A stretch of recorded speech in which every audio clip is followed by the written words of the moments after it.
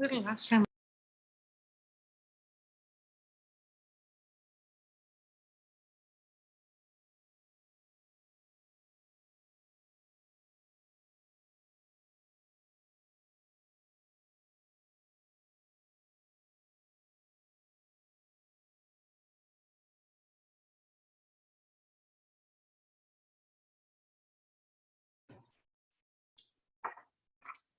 Good evening, everyone.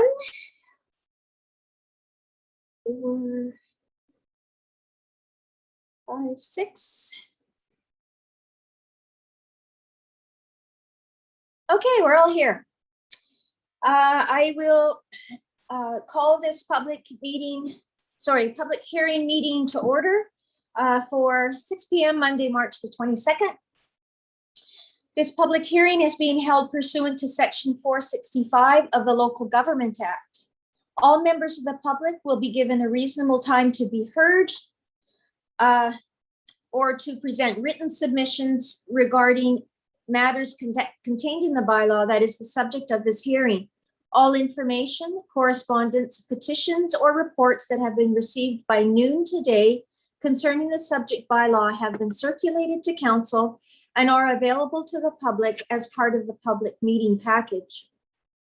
Staff will provide their report, followed by an opportunity for the applicant to speak. Members of the public who have pre-registered to speak have been added to the speakers list in the order that requests were received.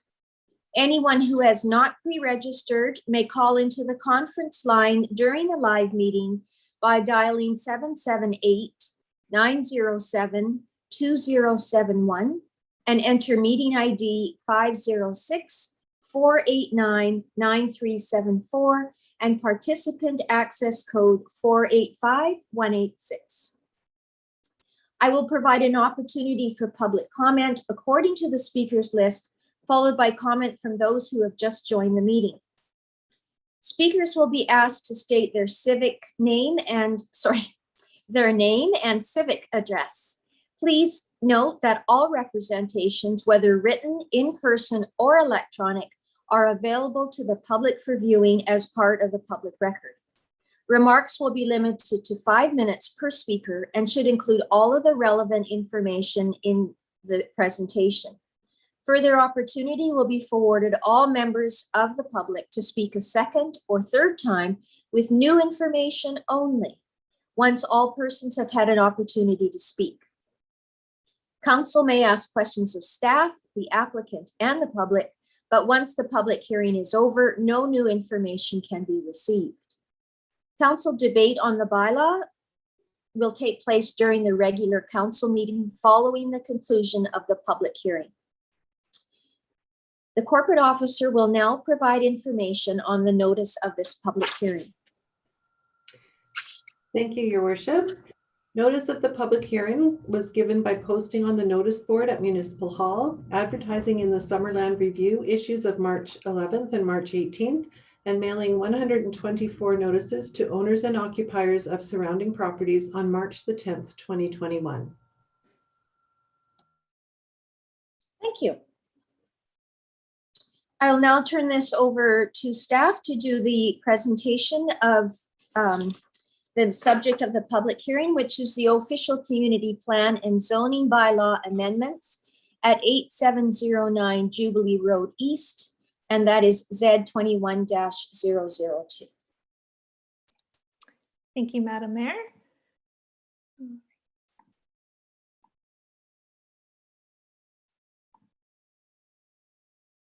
Okay, so an application to amend the official community plan, future land use designation, and to rezone 8709 Jubilee Road East to facilitate the construction of an affordable housing development was given first and second reading on February 22nd.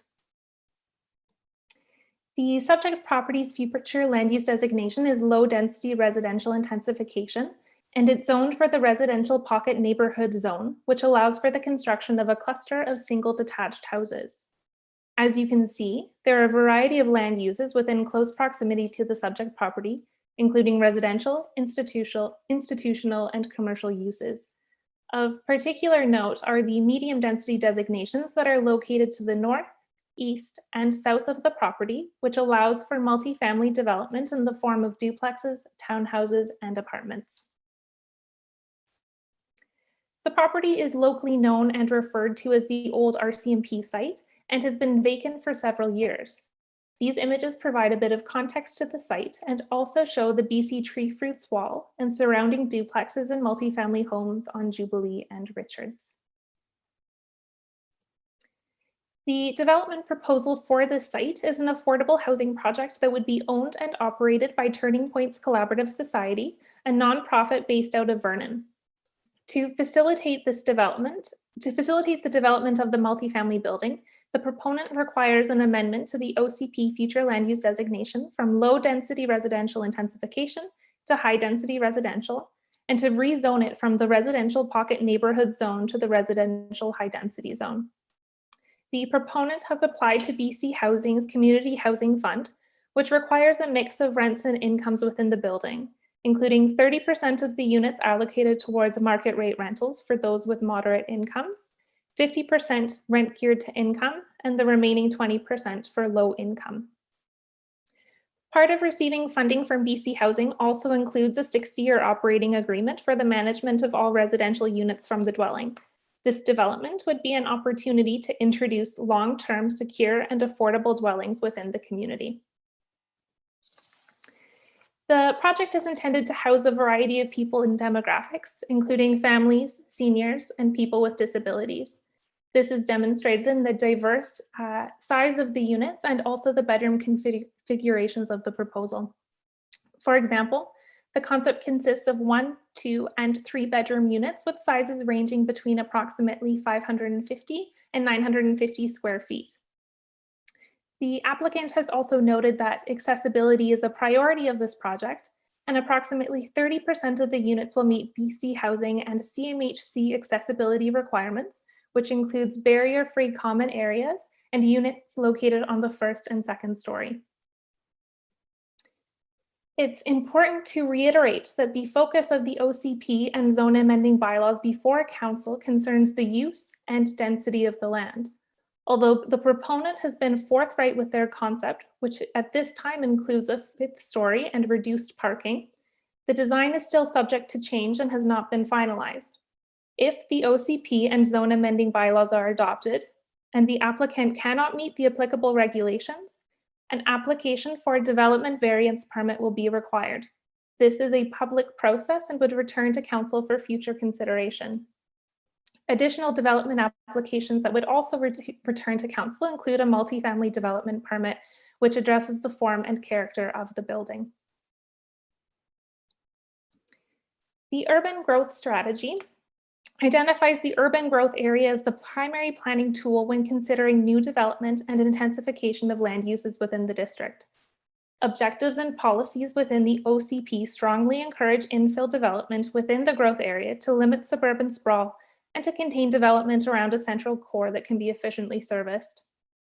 With respect to this property, it's located within the urban growth area and on a parcel that is currently serviced and vacant.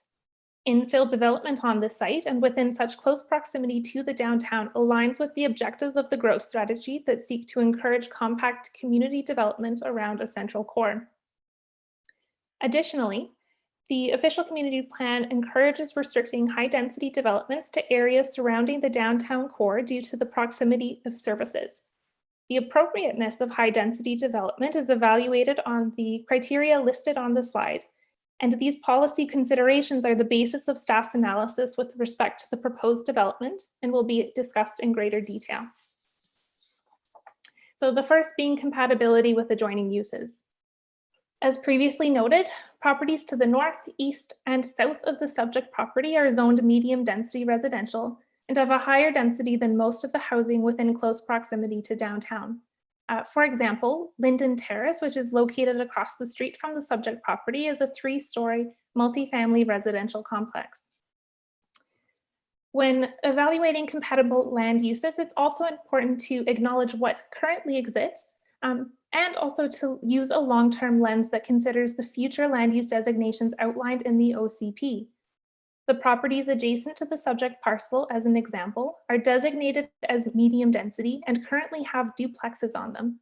But under the zoning, they would also be permitted to build townhouses or apartment units. Additional properties with high density designations include parcels along Angus Street and Armstrong Avenue, which are also within close proximity to the subject property. And the reason why I'm explaining this is to note that higher densities within this area already exist, or they have the potential under the existing land use designations.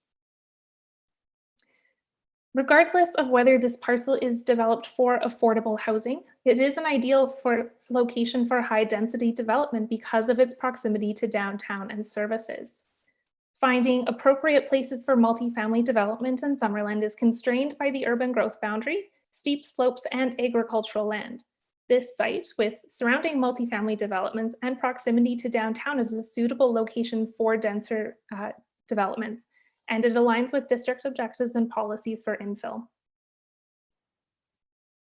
So the renderings provided by the applicant at this time are purely conceptual and are intended to demonstrate the proposed massing of the building and layout. If council chooses to amend the land use, the applicant would apply for a multifamily development permit, which would address the form and character of the building, which includes landscaping, materials, articulation of different architectural features. At this time, the proposed site plan illustrates how landscaping will be used to soften the appearance of the building, particularly along the periphery of the property. But as I mentioned, this would be explored in greater detail.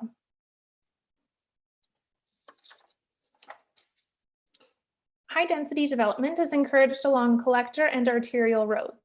However, most roads within close proximity to downtown, the preferred area for high density development are local roads. Although Jubilee Road East is classified as a local road, the constraints of finding appropriate high-density residential lots along collector and arterial roads close to downtown may be too onerous. Rosedale Avenue, as an example, is a collector road and in the downtown, but over 350 linear meters of this road are owned by the school district. Precedents for multifamily development has also been established through the Linden Terrace and Silver Birch Place developments, and this proposed development is in keeping with these land use patterns that have already been established in this area. Most activities and services can be accessed by foot from the subject property. Although sidewalk connections along Jubilee Road East are currently intermittent, the sidewalk master plan identifies sidewalks on at least one side of the street which would connect with the existing sidewalk. The Director of Works and Infrastructure has also noted that this section of sidewalk from more or less the subject property to the end of the street at Rosedale Avenue is within the district's 5-year capital plan, but is currently listed for design in 2024 and construction in 2025. One of the recommendations from the Advisory Planning Commission was to construct the sidewalk in conjunction with this project. And this is something that council may wish to take into consideration. Single detached houses are the predominant form of housing within Summerland. This type of housing often represents the highest end of the housing continuum and is unaffordable and inaccessible for a variety of demographics and income levels. Renters, seniors, and people with disabilities are particularly impacted by a restricted housing spectrum that favors ownership above other forms of tenure. This proposal is an opportunity to incorporate more diverse housing options that are currently not well represented within the district. The graphic on this slide illustrates the housing continuum and the various forms that non-market and market housing can take, from emergency shelters listed on the left to high-end ownership on the right. The proposed housing forms addressed through this project are outlined in red, and as you can see, fall within the middle of the spectrum. Over the next few minutes, I'll be speaking to issues identified in the Affordable Summerland framework, much of which are connected to a lack of housing diversity within Summerland's housing spectrum. And this graphic is a useful tool when considering the target demographics that would be housed through this development. The Affordable Summerland report identified 6 key issues that are barriers to affordable housing in Summerland, including a lack of housing diversity, high housing prices, high land prices, and a lack of rental homes and subsidized housing. Housing in Summerland overwhelmingly consists of single detached homes, and the multifamily developments that do exist are aging and may not be suitable for families. Renters, seniors on fixed incomes, and people with disabilities are particularly affected by the lack of robust housing options in the district. This table offers a comparison of subsidized housing options in Kelowna, Peachland, Penticton, and Summerland. It's quite powerful in that it demonstrates how Summerland's non-market housing has largely been focused on seniors housing, and that the district falls short on social housing for low-income families, especially compared to neighboring municipalities. Subsidized seniors housing is certainly important, but there are few non-market options for families or younger demographics that need assistance but don't qualify for subsidized housing because of their age. Diversifying housing in Summerland to meet the needs of a wider population is a tangible goal, and the unit configurations and attention to income that are the essential characteristics of this project directly address this community concern.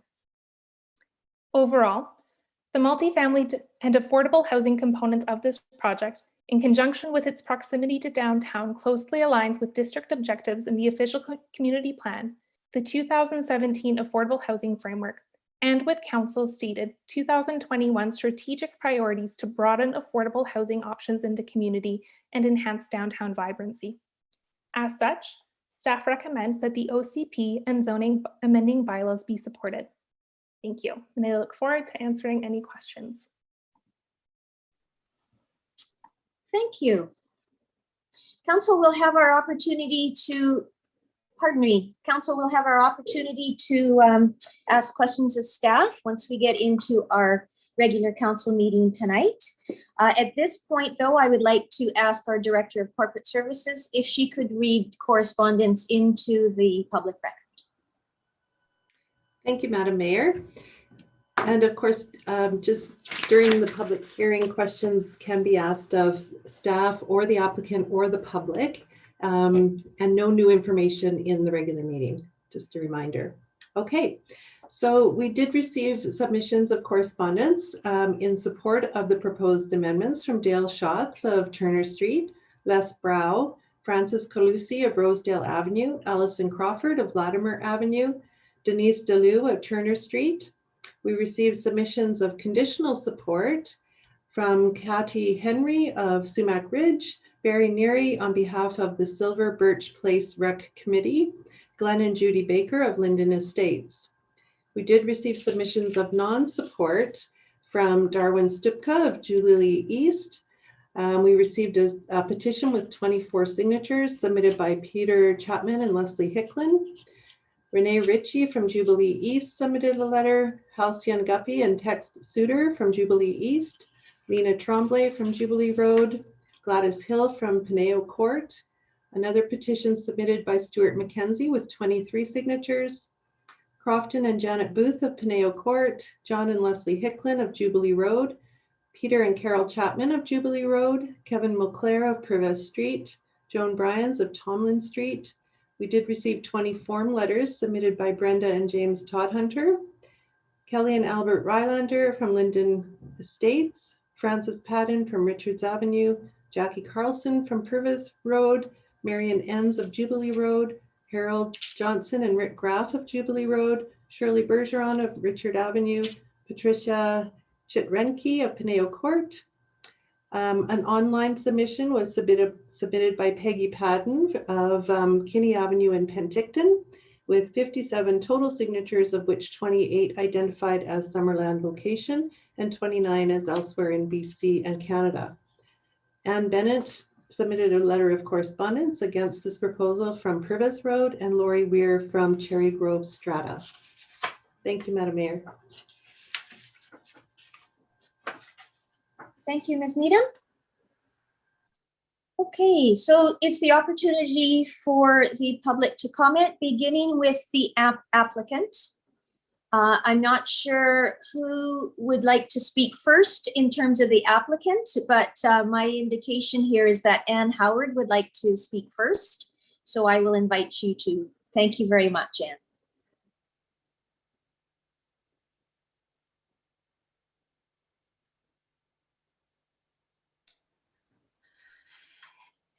Good evening. Can you hear me now? I think I've got the mic on. Good. Yes. And can you see my presentation?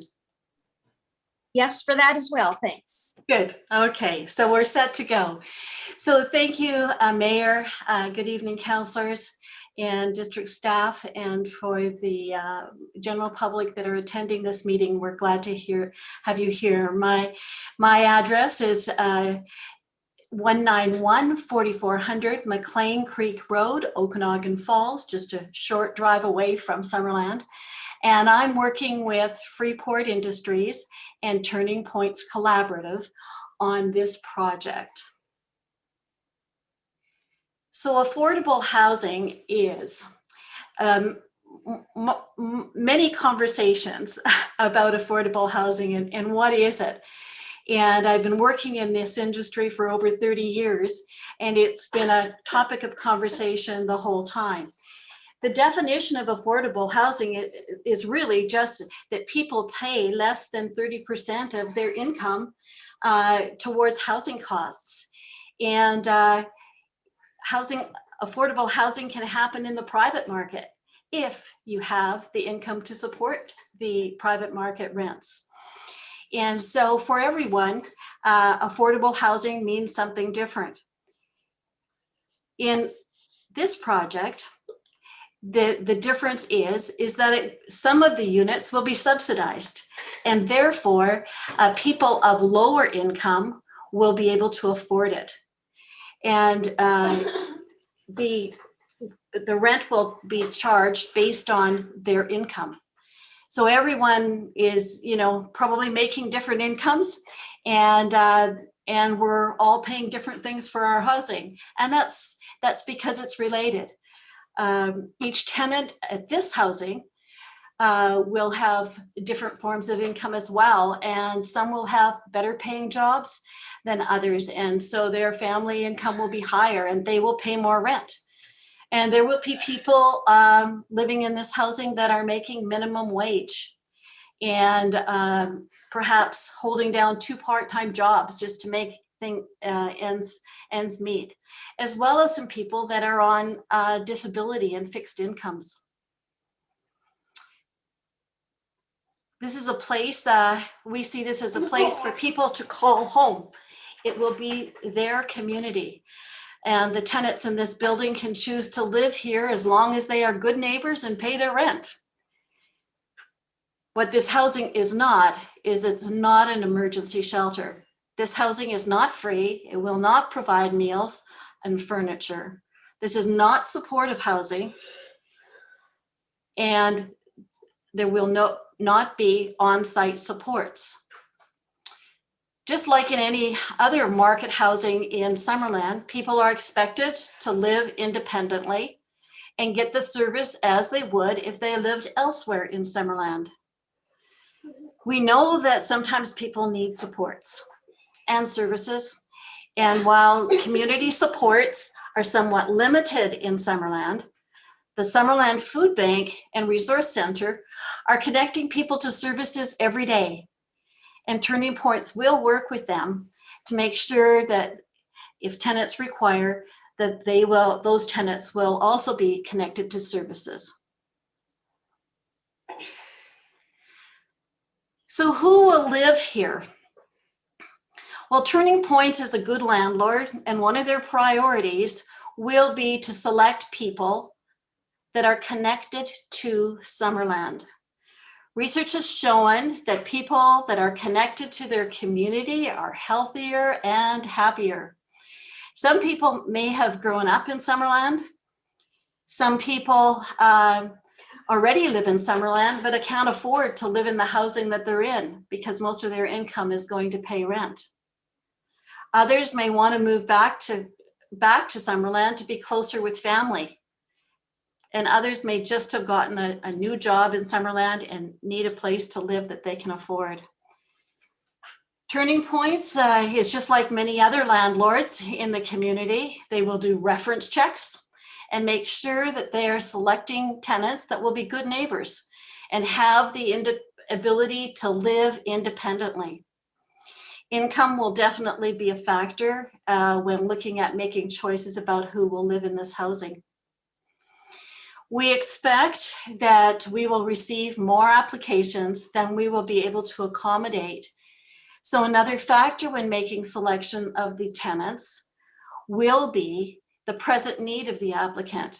For example, someone who has just received a notice to end tenancy because the landlord is selling their home and there is no other place that they can find that they can afford. Or perhaps some are living, some children are living with grandparents because they can't find any other place to live and they're working in Summerland. And in fact, we've already received emails from people that would like to rent here.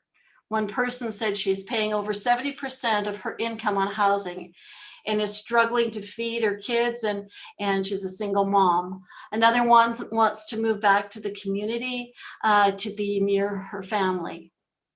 However, just want to be clear, we're not accepting applications yet, and we'll be sure to let the community know when that time comes, if it does. So we see that there will be people, families, seniors, peoples with disabilities, singles, and everyone will need to pay rent. And that will be based on their income. Everyone will sign a tenancy agreement that includes a crime-free addendum and a good neighbor agreement. The next person that will be speaking will be the Executive Director, Weiger from Turning Points. Excellent. Thank you for that, Anne. And thank you, Your Worship, Council, and the general public for the opportunity to speak. Just a little context around who Turning Points is. We've been operating as a registered charity since 1957 in the Okanagan, and we currently provide services from Salmon Arm to West Kelowna with over 200 staff members, over 22 different sites. And most of those sites are housing sites.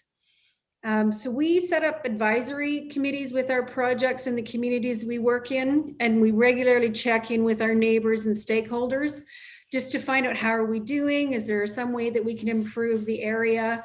We do regular cleanup sweeps regardless of the type of housing that we operate. Our funders regularly look to us when there are new projects available because we are extremely responsive and we deal with any concerns immediately in our communities.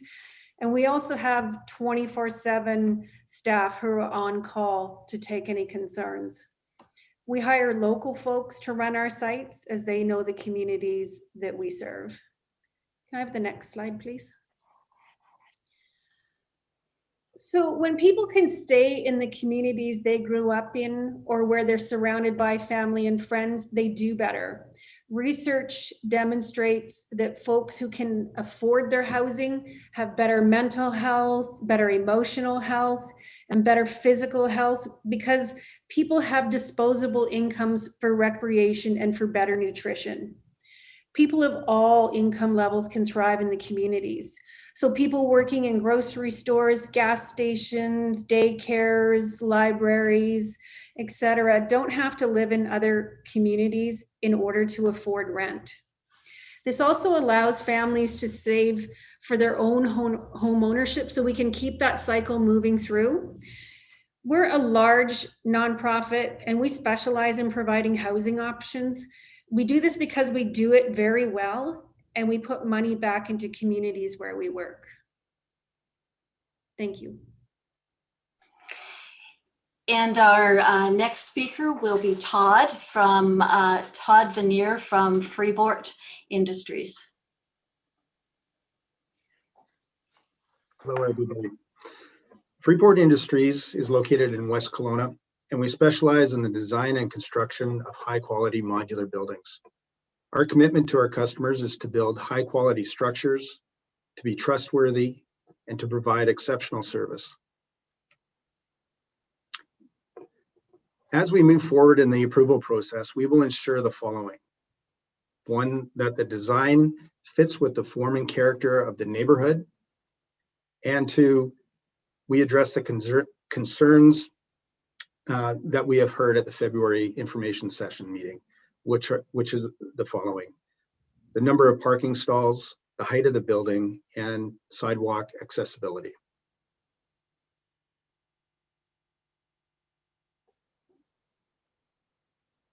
Thank you. And that's the end of our presentation, and we're happy to take questions from council at the appropriate time.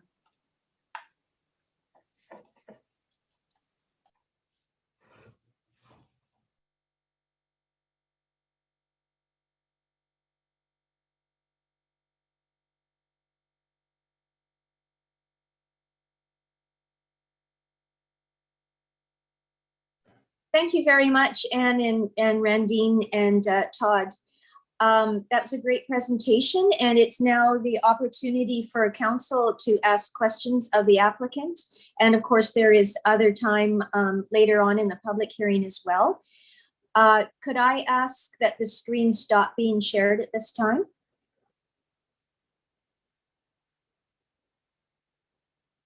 Good, now I can see council. Thank you. Council, do you have questions that you'd like to ask the applicant? And again, there will be opportunity to ask other people that are speaking as well.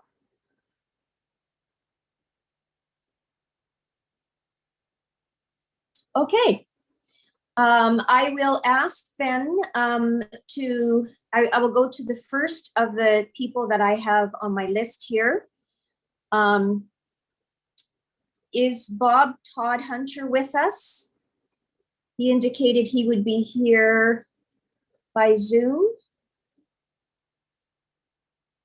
Oh, I see Bob Todd Hunter. There, thank you. Please Am I go ahead. unmuted? Yes, you are. Please go ahead. Oh, excellent. Okay, thank you, Your Worship and Council.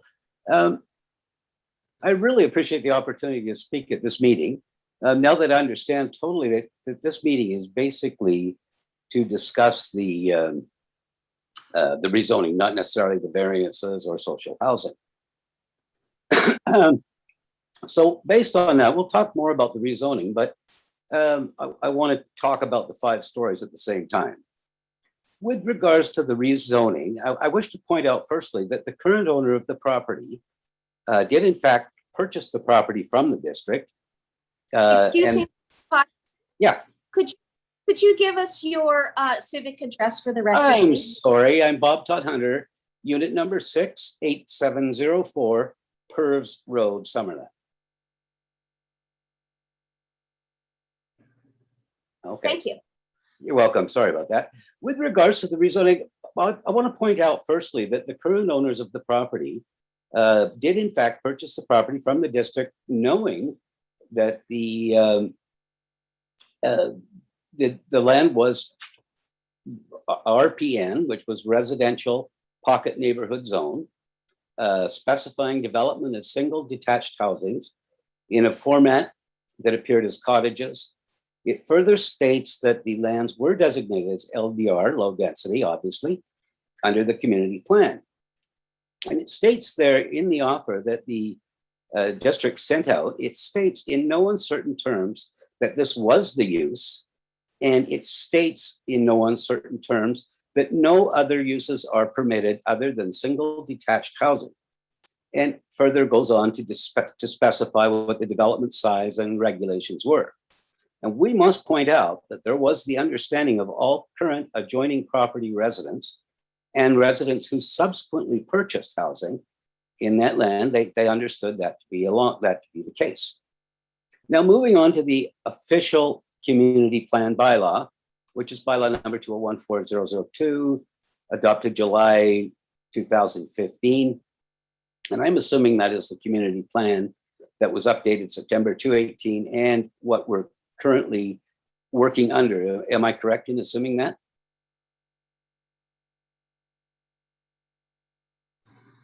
Okay. Sorry, could you ask the question again, please? Am I correct in assuming that the official community plan that we talk about is the one that was adopted July 2015, updated in 2018, Schedule A to bylaw number 2014-002? Okay, yes. Okay, great. That's fine. Thumbs up from our Director of Development Services. Okay, well then, when I refer to that, the actual official community plan bylaw, under section 7.3.3, the objective, one of the main statements, it says, ensure new developments give priority to providing walkway connections through the neighborhood and to surrounding neighborhoods using the existing sidewalk system. That's one thing. Number two, it also says retain open land areas to complement the rural image of the community. Section 7.4.49, it says encourage the use of medium density designation. In other words, somewhere between where this property sits now and where we're looking at, or what the application is, but medium designation, such as triplex, fourplex, cluster, manufactured homes, row housing, etc. And the appropriate, it states in there, the appropriateness of new medium density residential designation should be based on the following criteria, which is 7.4.4.12. Encourage the use of low density residential intensification designation to encourage the redevelopment of single detached housing on fully serviced sites within about a 5-minute walk to public amenities. The appropriateness of new low density intensification should be based on the following criteria. Now, this is really important.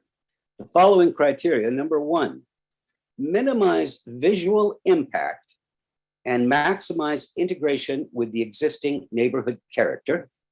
Number two, Mr. Todd Hunter, you have Yeah. 10 seconds left. I'm sorry.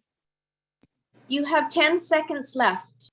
Okay, then I'll finish this at the end when my wife can get on. Okay, thank you very much. We certainly will be coming back. You will have another opportunity to speak once everyone has had their Actually, first. I don't know how that could possibly be 5 minutes, according to my clock and according to my wife. But Well, according to my stopwatch, 5 minutes. okay, Thank you. Francis Padden.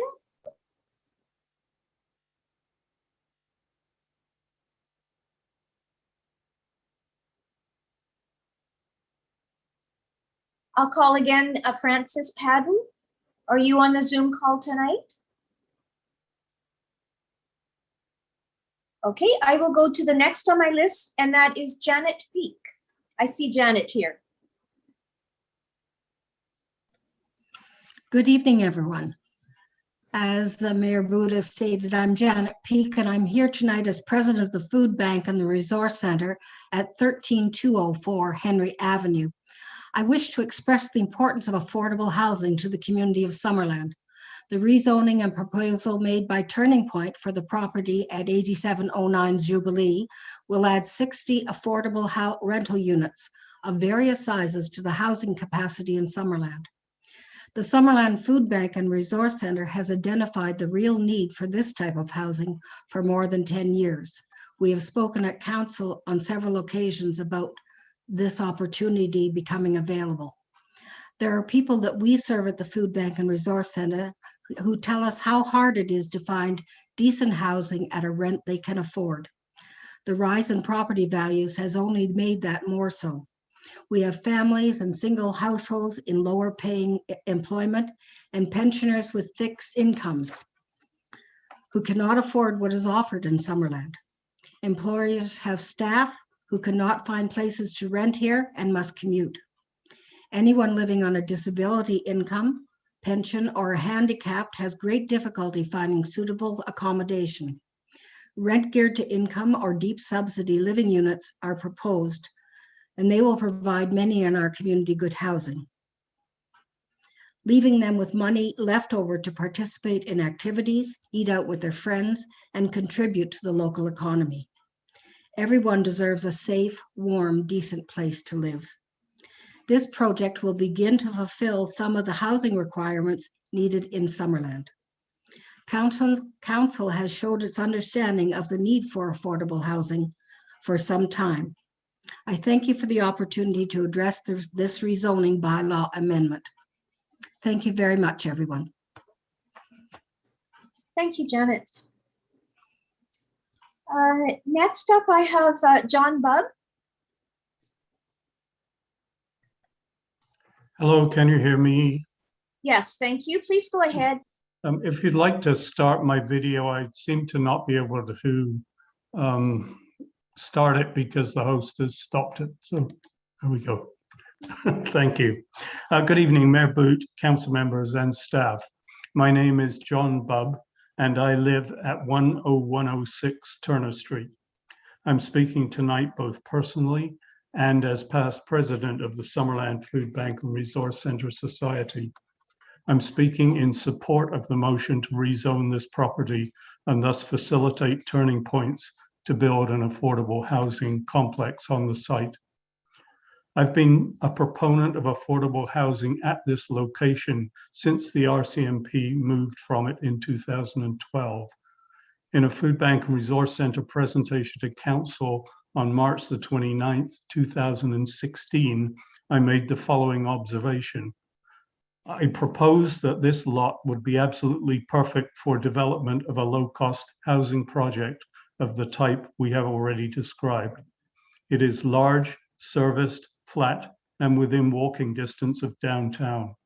It is my hope and the hope of our board of directors that council will give serious consideration to making this lot available to us in some way so that we can proceed with taking our plans to the next step. Affordable rental housing is exceedingly difficult to achieve, and it's not financially feasible using typical commercial development methods.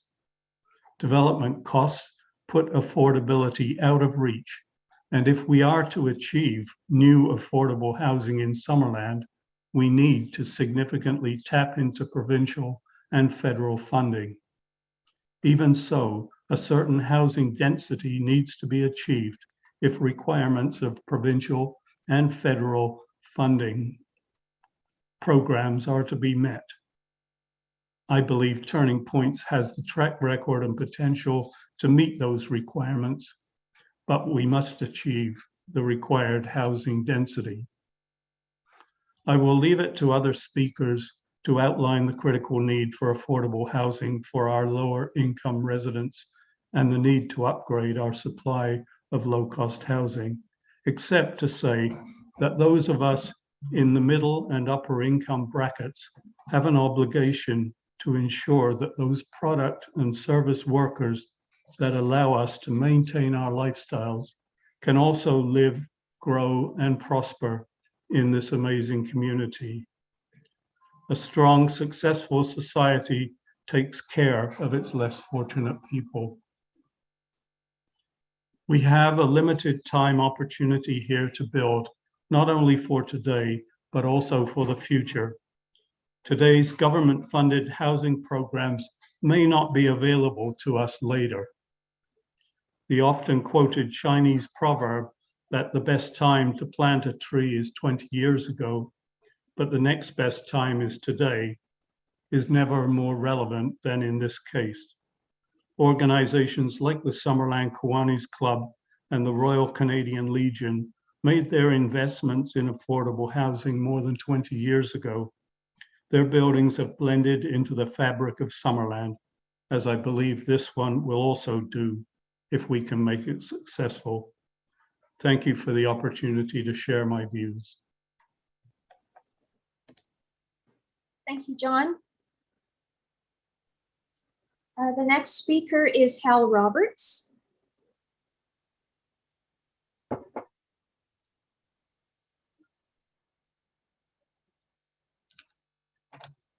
Good evening, Mayor Boot and council members.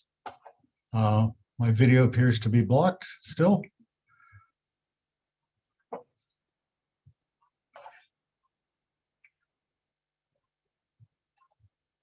Thank you. Good evening, Mayor Boot and council members. My name is Hal Roberts and my residence address is 10411 Happy Valley Road. I'm currently employed as a resource coordinator with the Summerland Food Bank and Resource Center, a position that I've held for 3 years. Prior to that position, I was employed as a social worker, Ministry of Children and Family Development for 25 years.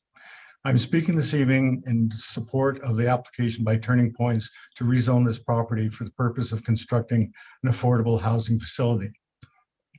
Specifically, my purpose in speaking to you is to illustrate the role of the Summerland Food Bank and Resource Center in providing support to the residents of an affordable housing complex in the community of Summerland. As you may know, the Summerland Food Bank was created by the women's group of the Summerland United Church in 1984. In 1993, the food bank was registered as an independent charity. In 2013, the Resource Center opened and the position of a Resource Center coordinator was created. Since then, the Resource Center has operated as an integral part of the Summerland Food Bank and is open to the public each weekday. The Resource Center functions as a social services hub for Summerland. Free office space is available for staff from social service agencies and provincial ministries to meet with Summerland residents. The Resource Center staff refer residents to appropriate community health and social services. Advocates are available on a weekly basis to assist Summerland residents to access financial assistance programs with the various levels of government. I would like to illustrate the role of the Resource Center as a community social services hub by providing some statistics. I will use statistics that were compiled during the calendar year 2019. Excuse me, since statistics for 2020 were significantly skewed by the public health emergency in response to the COVID-19 crisis. During 2019, 22 agencies and ministries used office space in the Resource Center on 275 occasions to meet with 395 Summerland residents. Additionally, people attended the Resource Center on 1,959 occasions during 2019 to receive information about health and social services, to receive assistance with employment programs, services for seniors, transportation, and household needs, or to access the center's facilities, including phone, computers, laundry, kitchen, and shower. Despite the successes we achieve at the Resource Center in providing support, the one area of constant frustration for our board, our staff, and our volunteers remains the lack of affordable housing. During my tenure as the resource coordinator, it has been very disappointing to be unable to respond effectively to the service requests for housing and accommodations that we receive on an ongoing basis. And it is painful to see people who want to remain in this community being compelled to leave to pursue housing options in other communities. The first few months of 2021 have proven to be particularly difficult for Summerland residents in precarious housing situations. The expansion of the vacation rental industry in recent years has already eliminated many basement suites and duplexes from the long-term rental supply. In 2021, some landlords have made the choice to sell their rental revenue properties due to the hot real estate market that has evolved in the Okanagan as we move through the pandemic. Just since February 2021, 8 households who receive support from the Food Bank and Resource Center have lost their rental accommodations due to such property transactions. All of these households considered Summerland to be their home community. Due to circumstances beyond their control, these individuals, couples, and families are now facing stress and uncertainty. 4 of the households have made decisions to leave Summerland and have secured accommodations in other communities. 2 of those households have school-aged children who will leave their respective Summerland schools at the end of this term. It is possible that the Turning Points project may bring new citizens to Summerland, but more importantly, it will serve to stem the ongoing outflow of Summerland residents to other jurisdictions due to the severely limited housing options.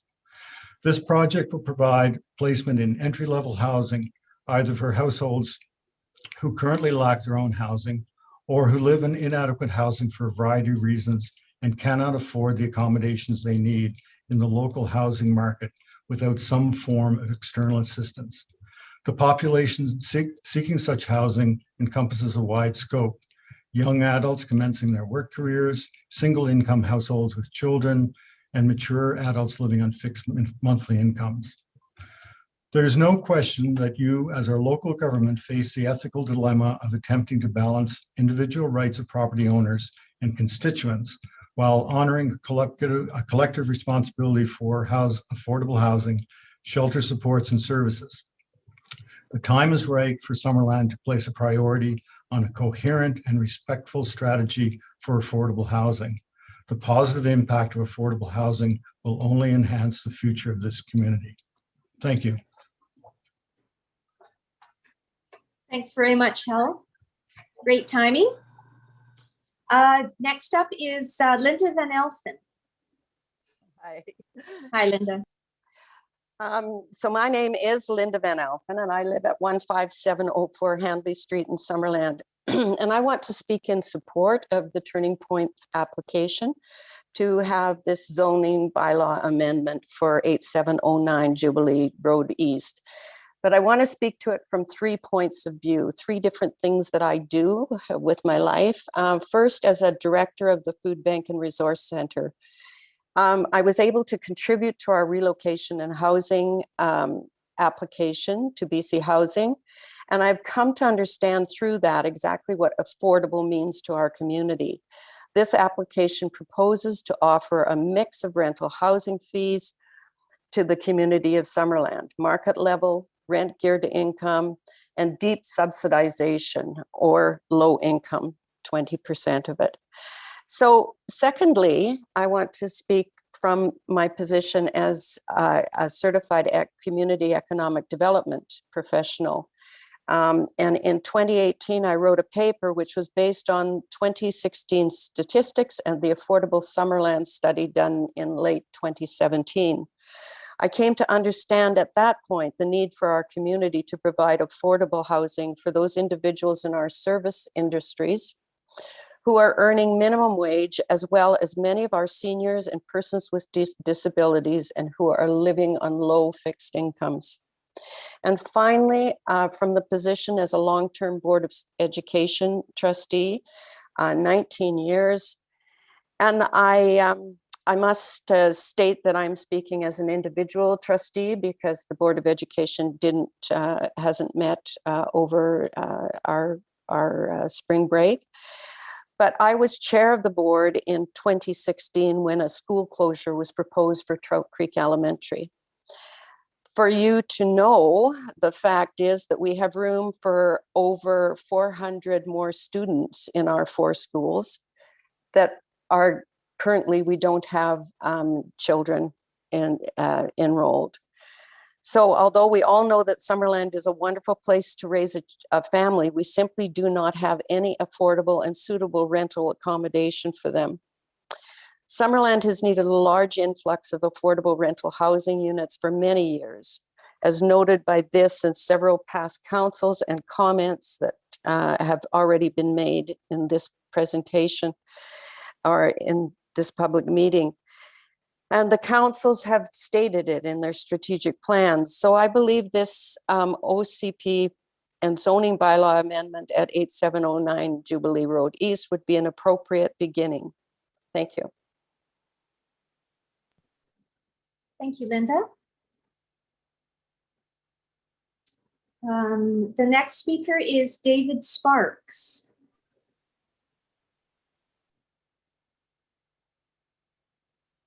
I see that you've joined us on Zoom, David.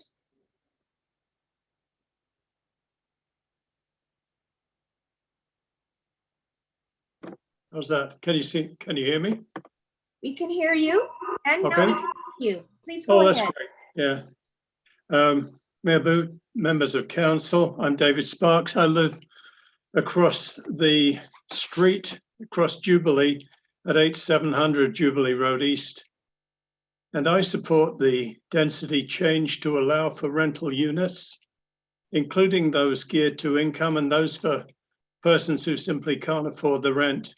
This town needs more rental units of all sorts, and the development will help that. But my support is conditional. I want it to be a good development for us on the other side of the road, as well as for those who will come into it.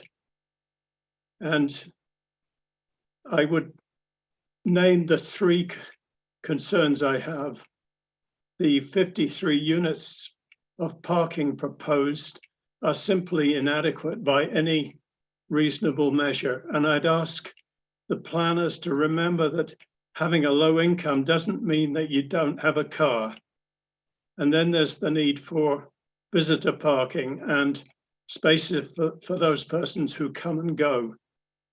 I believe the architect should be pressed to come up with at least double the number of proposed parking spaces. The second thing is the height of the building.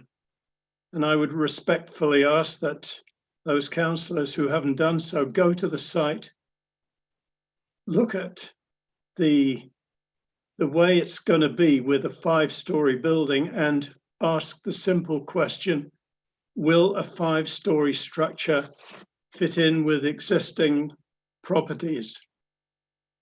I think the building, as proposed, will not look good. 4 stories are quite enough. And my third and probably most serious concern is the sidewalks, which are between the development and Rosedale Road.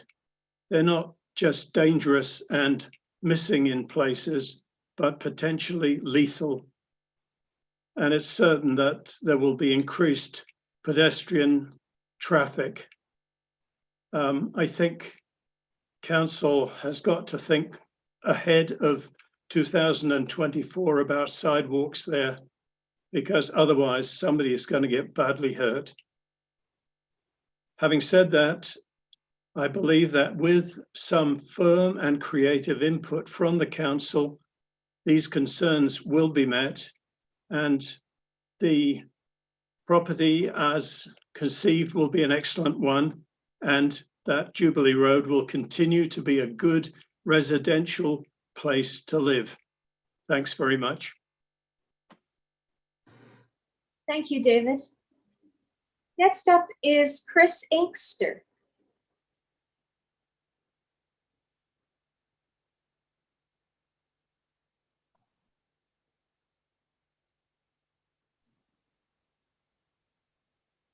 Please go ahead, Chris.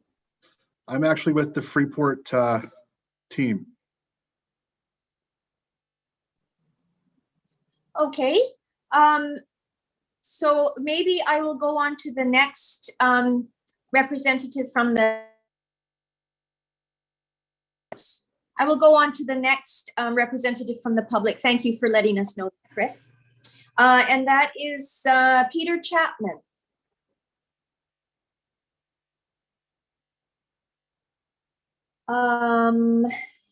Does say that Peter would be joining us by Zoom.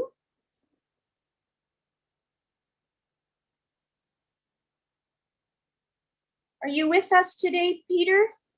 I don't see your name. Okay, I will go on to the next person, and that is Kevin Mulcair.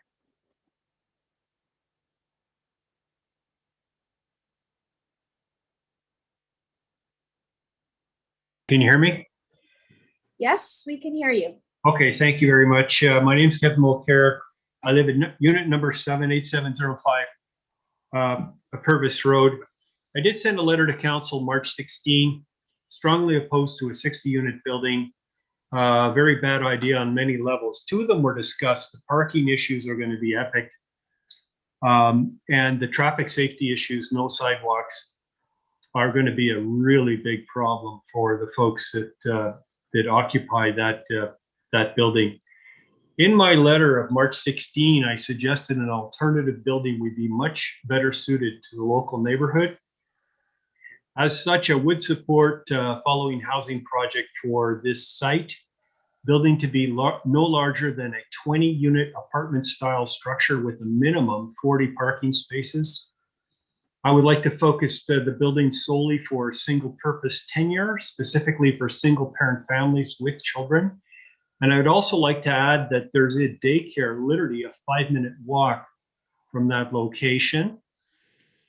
Building custom designed, I would like to see a custom designed building for single parent families. Specifically, I'd like to see 3 separate rooms in that building, common rooms, each room 750 square foot minimum. The first room for social gatherings, the second room as a classroom for the adult residents and teenage children. And I would like to teach financial literacy in that room. And and the third room to be a designated area for young children. Also, I'd like to see the site have an exterior playground and an exterior space for families and social gatherings. I believe family or financial literacy is a big issue and why we have so many people struggling financially. But I do not support a 60-unit building. That would be, in my opinion, a big mistake. 20 units max, 40 parking stalls, and that's all I have to say. I wish the council and I wish the mayor wisdom in making the decision, because that's really going to be important, because this is a very long-term decision that they're making. Thank you very much. Thank you, Kevin. Next up is Jeff. Next up. Peter Chapman. Peter Chapman's trying to get back on.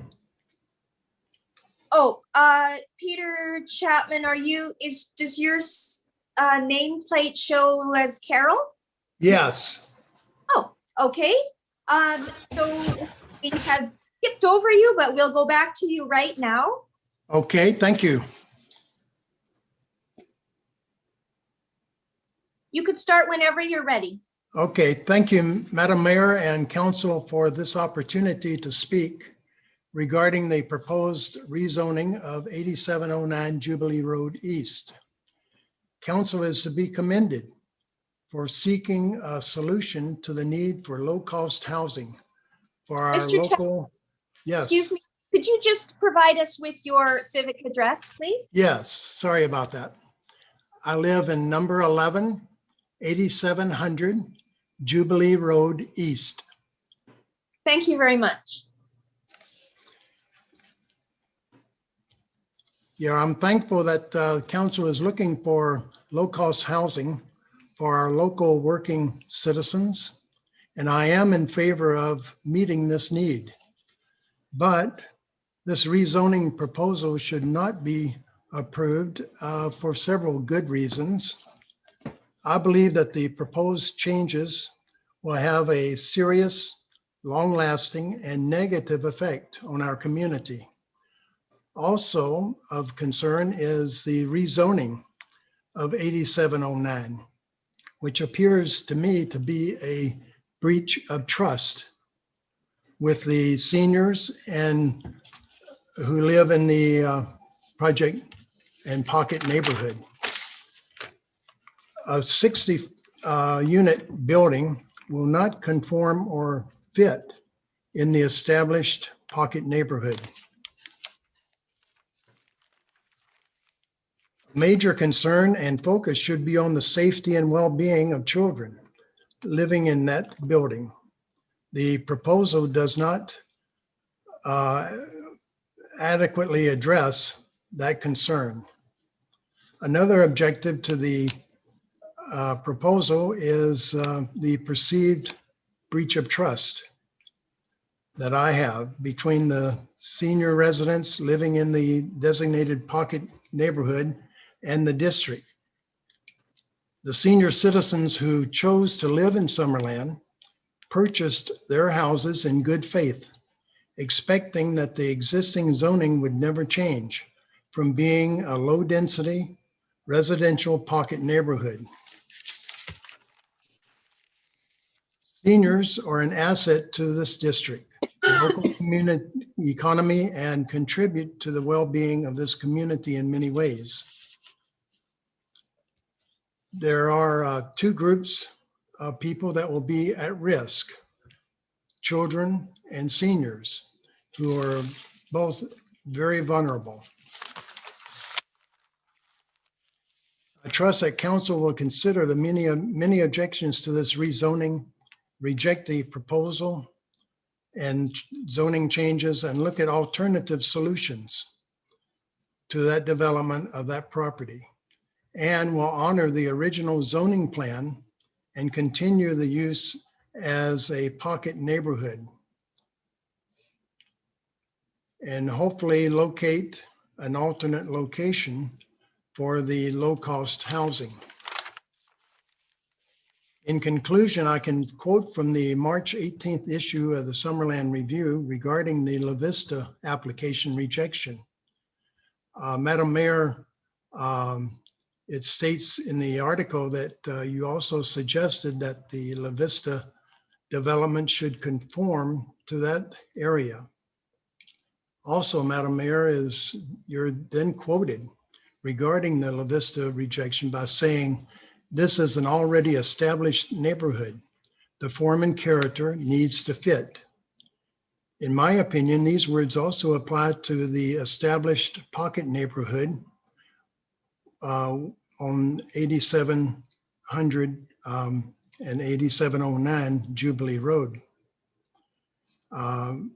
whose form and character would be maintained if it continues to be a pocket neighborhood. Thank you very much for this opportunity to speak, and I feel confident that common sense and good judgment on behalf of you and the council will prevail in your decisions. Thank you very much. Thank you, Mr. Chapman. Kevin has spoken, so now we'll go to Jackie Carlson. I don't have any indication of whether you were joining us by Zoom or by phone. And I don't see your name. Okay, let's go on to. I am on Zoom. I was just muted. Okay, there you are. Good, thank you. Okay, I don't have a set speech. I was just listening and trying to, thinking about responding to some of the people's comments and also to the PowerPoint presentation at the beginning. I live at number 8, 8705 Purvis Road. I've lived here for 17 years and have seen the police station come and go and the signs go up for sale, etc. And always thought that I lived in a absolutely wonderful city for the last, or I should say municipality, for 40 years, and have enjoyed what you say on your website as an amazing quality of life. And that's what I would like for our community to continue. First of all, I guess I was really concerned about the limited timeline that we have been given to sort of respond to this rezoning. And I guess my concern is that it appears to be very rushed, especially in the time of COVID, especially in the time of when seniors who perhaps are not technology oriented they don't have the ability to come to a actual in-person hearing like has been done in the past. I just wonder how many people are aware. I totally agree that our municipality is in need of affordable housing. I'm just concerned about the location and the fact that it is in a major area of senior people who really a lot of them haven't had the ability for any input. I thought tonight was just a discussion on actually rezoning. I didn't know that I would be addressing the possibility of Turning Point being the one and only development in this area. Does one go with the other? I approve of what is already there, and I would love to be able to see some low-cost housing go into that area. I am concerned about the height of this proposed building, and for the people living around a 5-story building, they perhaps could lose this amazing quality of life that we perceive in Summerland. be it the loss of light or the feeling of constriction. And I know there are people that just moved here last year and just assumed that the zoning would continue the way it was or what it has been in the past.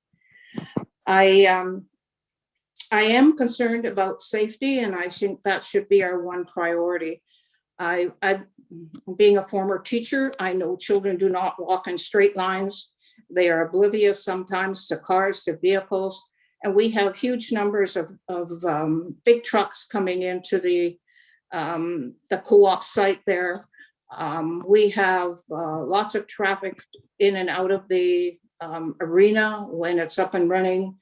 And we have huge amounts of traffic at the sites from the Tigra Tire and the Builder's Mart. I too, as an adult, do walk along that way, and I have to be very careful of traffic. And I would not wish for the municipality to be put into a position where a lawsuit would be coming your way because of somebody getting injured or even worse. I thank you for the time, for putting forth my views. And again, I would be in favor of postponing decisions. I see in the one letter that I received that that no further comments could be made after tonight. I feel it's being rushed. I feel that we need some time to actually look at the safety aspects of this and to give our seniors a chance not to discriminate against them and let them live the quality of life that they all will have around this area and into the future. I thank you very much. Thank you.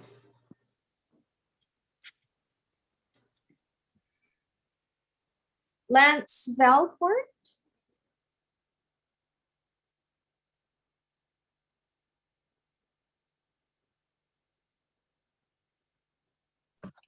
Hello, can you hear me? Yes, we can hear you. Thank you. It's Lance Velkert at 19202 Garnet Valley Road. And I didn't really have a set speech. I just had a few questions.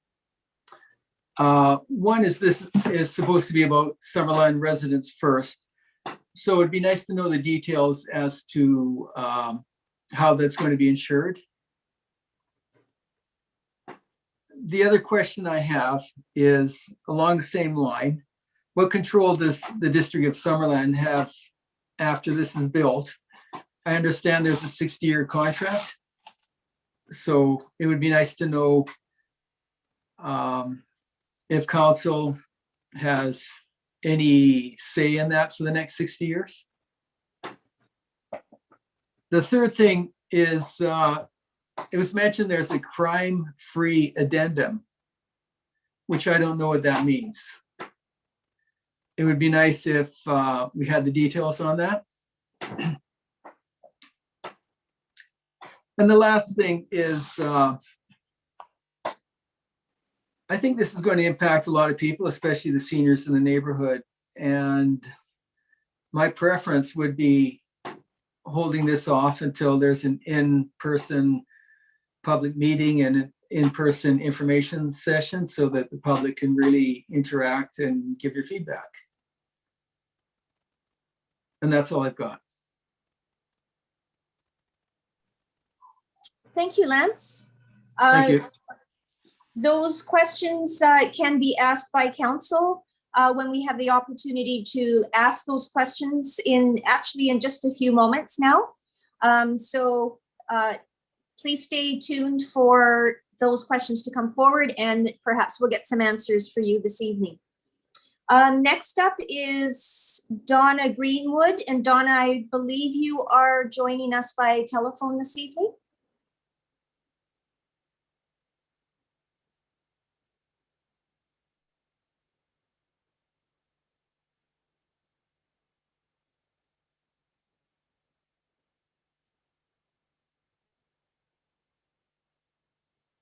Has she made a connection at all with you, Karen?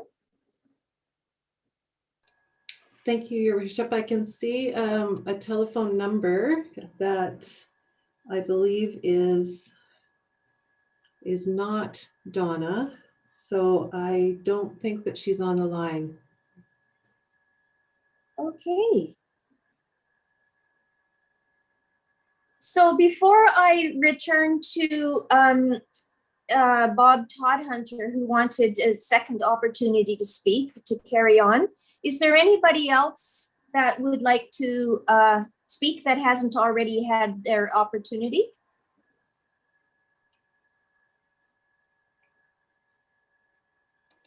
Okay, Mr. Todhunter, if you're on the line, here's your opportunity to speak a second time. Great, thank you so much. Thank you so much. Just continue on very, very briefly, but it does state in the, I'm sorry, I don't know what to call it again. Official community plan.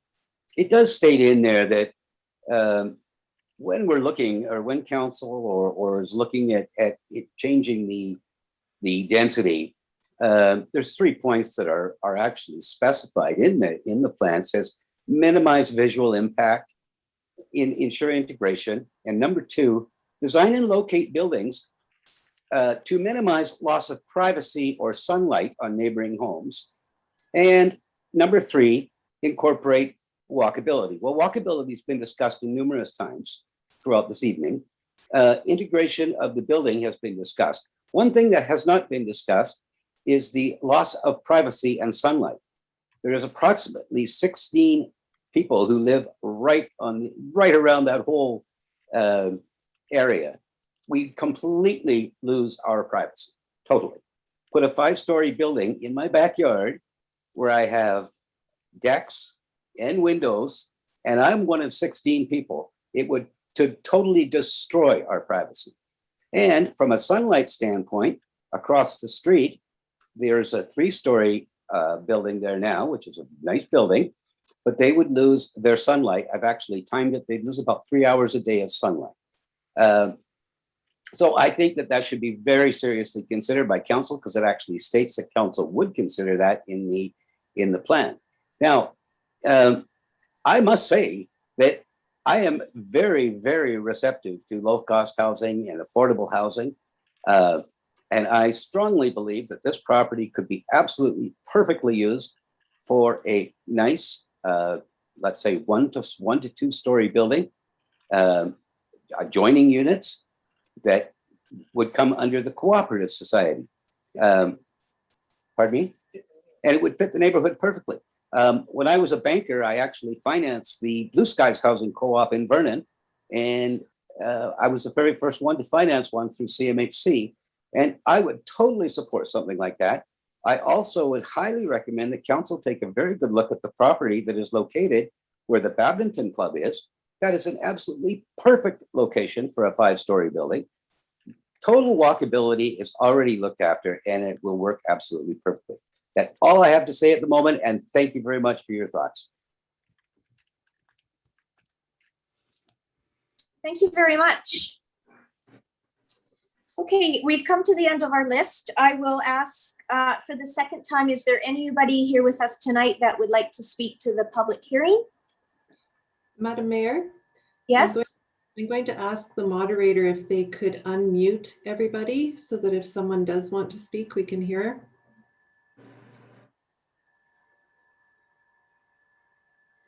We can.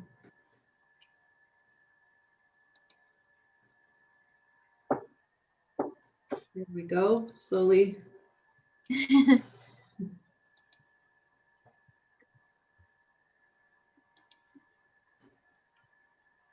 It's like that little mole game that you play at the Midway sometimes.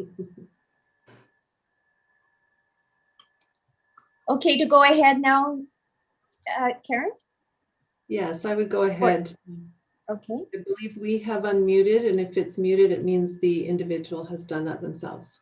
Okay. So I will ask again for the second time, is there anyone who would like to speak that has not had the first or second chance to speak? And I'll ask for the third and final time. Is there anybody here with us tonight that would like to speak to the public hearing? Okay. So let's open this up to questions, and council, you can ask questions of the public that is still here with us tonight. You can ask questions of any of the applicants, which includes Chris Inkster, who's also with Freeport Industries, or questions of staff, of course. Councillor Holmes, let's start with you. Thank you. Okay, thank you. Just for clarification, I guess through the staff. So what we'll be discussing tonight is the rezoning, and could you just tell us what will that rezoning allow in terms of height and parking? And it says in the staff report it's to facilitate the construction of 5-story building, but is that what we'll be deciding, or is that de facto what we're deciding, or would those have to come back to us as variances, and that's not the decision for tonight? If that could just be clarified, I'd appreciate it.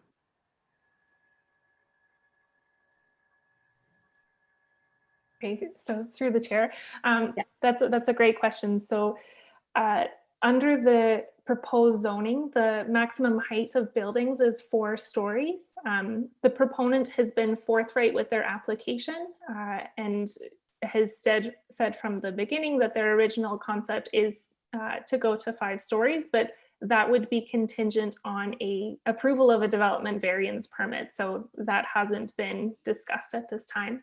And then with respect to parking, it's dependent on the number of units and the number of bedrooms. So again, it's still subject to change just because we haven't received final designs, but the zoning bylaw has a prescribed number of parking spaces per dwelling unit, which would be again identified at a later time. Thank you. Okay, thank you. Councillor Van Alphen. Thank you, Madam Mayor. Question through to staff. So this zoning bylaw amendment, if this project does not proceed, does the zoning bylaw still stick with this land, or does it die with the application? I can take that one through the chair to Councillor Van Alphen. Yes, the zoning would run with land.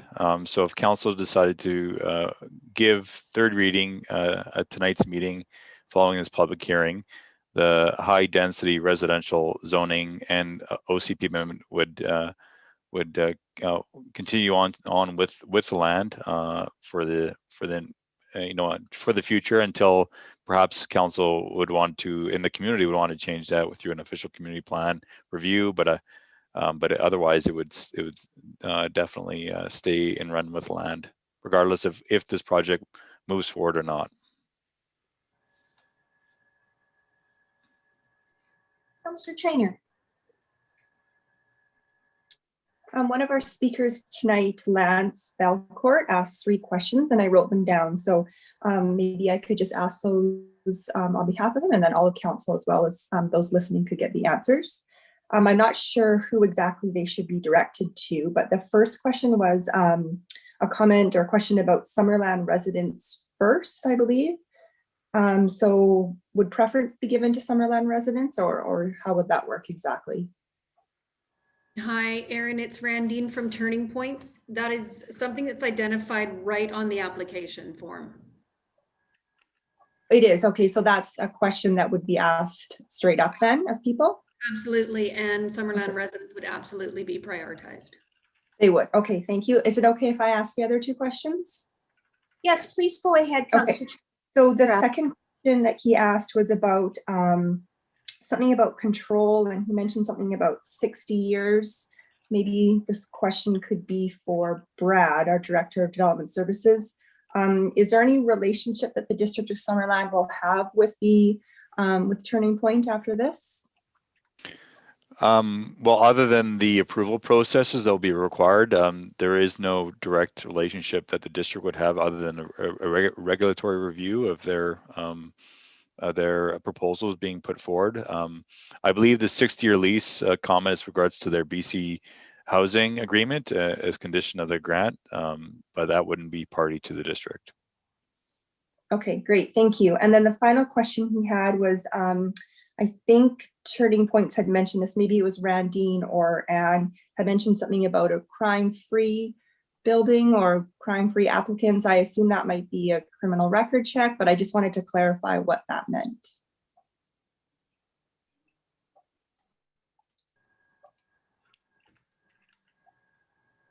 Sorry, Anne, you mentioned that you were going to take that one.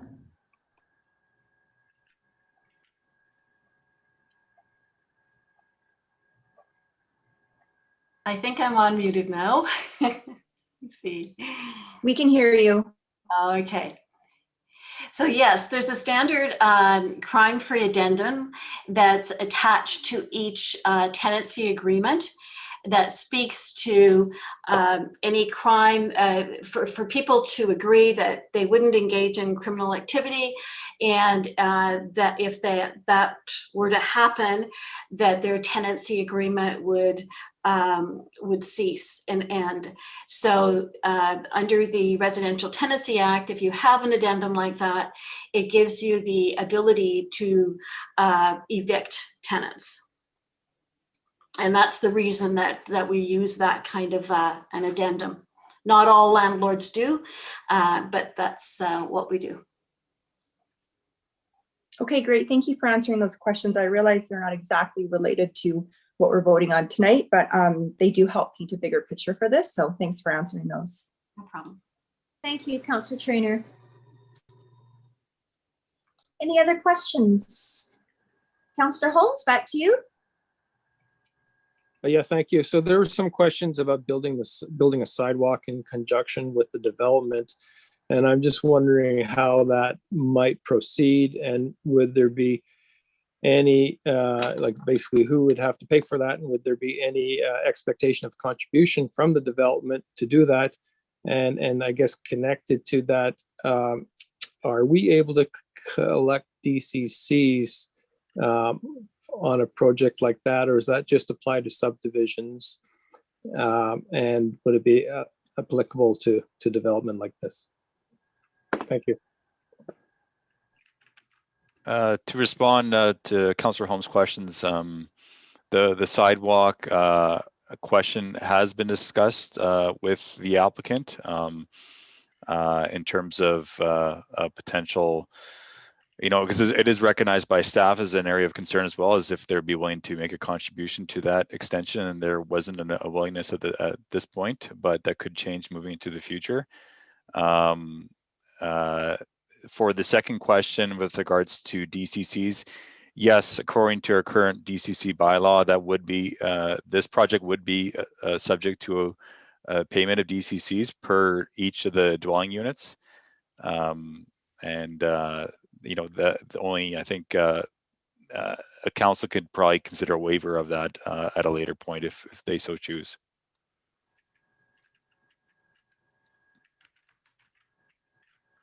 Councillor Barkwill. Thank you.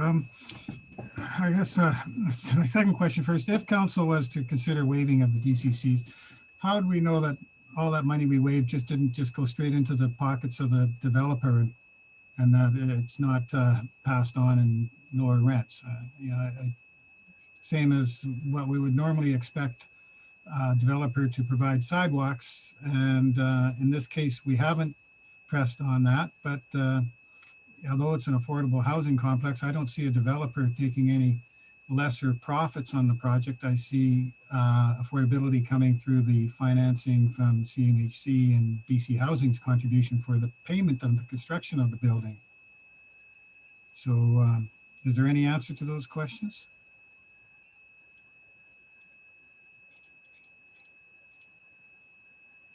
Anne, would you like to go ahead? Sure. So quite often what happens in affordable housing is once we've established a budget, there's the contract is set with the developer. So any additional funding that comes through the form of a contribution in any kind of a way from a district or a municipality goes into the general budget and the affordability of the project. The province, we do know that the province always looks for partnerships with municipalities throughout the province. And in this case, we put in our proposal without that. And but I expect that it will be a discussion item later. And then we would explore that more fully at that time. But it is a competitive kind of process to get affordable housing in communities. And we know that the BC Housing has received many applications for this type of funding. So going forward, I can anticipate that we would be coming to council to have those kind of discussions as well. Councillor Barkle? So you're expecting that this might be some sort of negotiation process with BC Housing? They'd say, oh, well, we like your project, but we expect that the District of Summerland should be contributing by lowering their DCCs. I thought you gave a proposal and they ranked them and then sort of said, okay, these ones were successful and these ones weren't. I'm not sure which process is it? It is a process of being ranked, but from my experience and background, proposals are ranked and then they're given provisional approval, and sometimes that provisional approval is contingent on a number of other kinds of things, and it could be that this is one of them. It might not be, I don't know, and have no way of knowing, but I do know that often the province will go back to communities and say, is there anything else that you can do to help us with this project to make it affordable? It is, it is quite common for those things to happen, but it's never so the projects are definitely ranked, but your first, the society or the developer hears it's a conditional kind of approval, because obviously there's many more steps to go through before completing even this process with the design, development permit, variances, all of those sorts of things.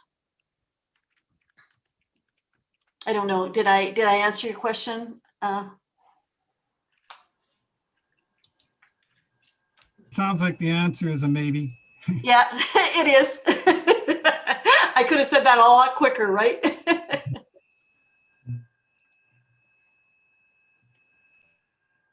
Any other questions, council?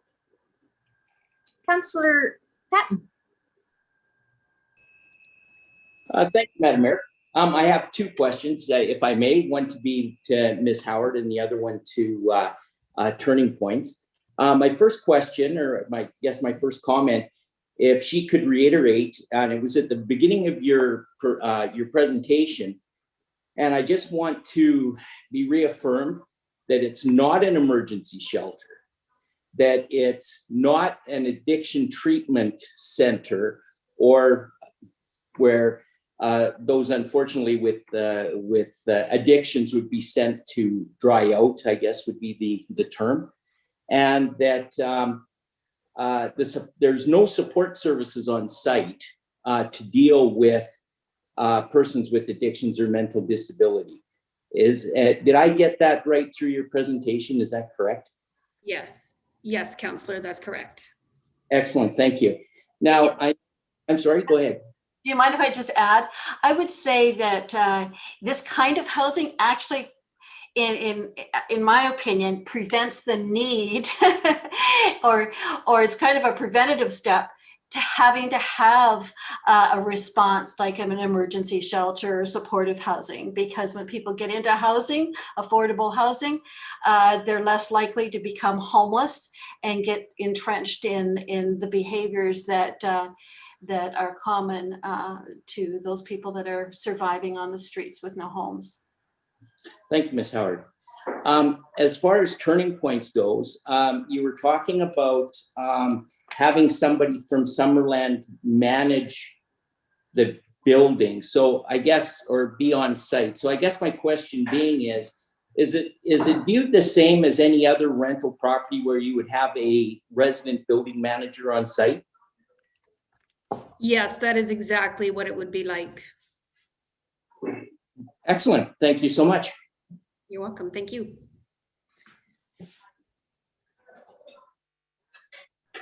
Other questions, council?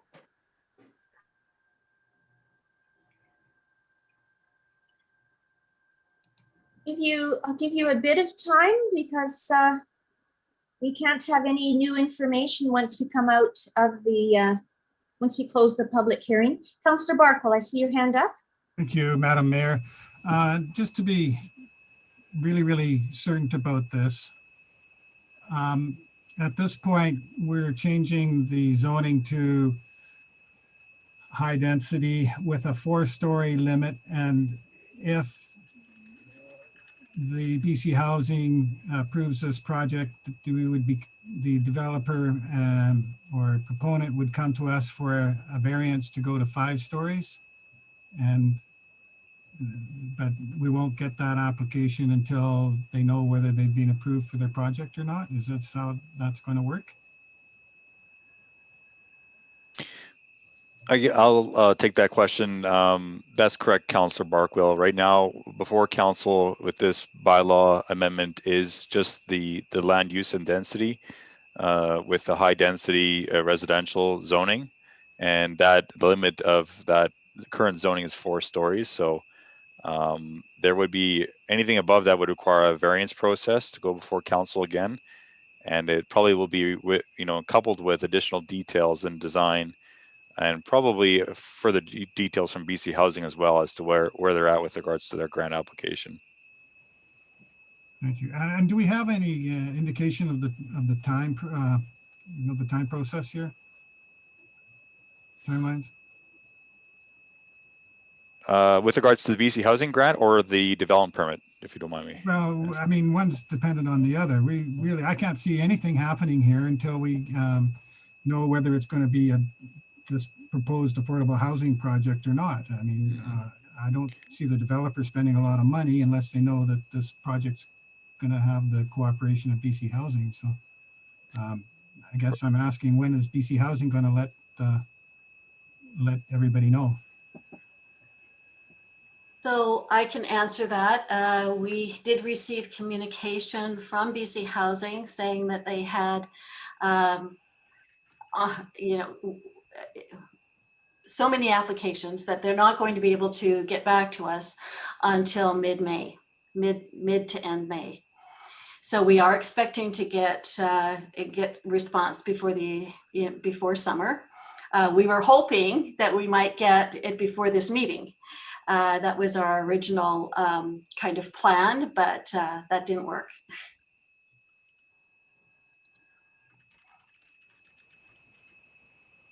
Councillor Traynor. Yeah, I just have a question for the Director of Corporate Services. I think that's Karen's title. There was a couple of comments tonight about process and timing of this, and I was wondering if you would just be able to remind council and anybody watching just quickly what the timeline was leading up to this and the opportunities that people had to comment. Absolutely. Thank you, through you, Madam Mayor. So as noted, there is a requirement, a statutory requirement for any public hearing, which has to be met, which includes the advertising in the paper, within 10 to 3 days of the public hearing. So we actually have a requirement to advertise closer to the public hearing than further out.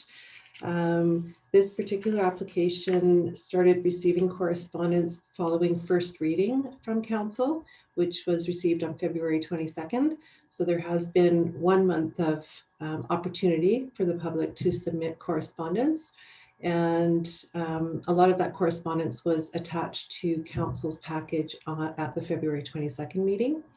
And I believe further to that, the changes to the land use procedures bylaw also required the applicant to have a public meeting prior to even first reading. So that opportunity was provided, and Anne will have to clarify, but I believe that was provided in early February for members of the public.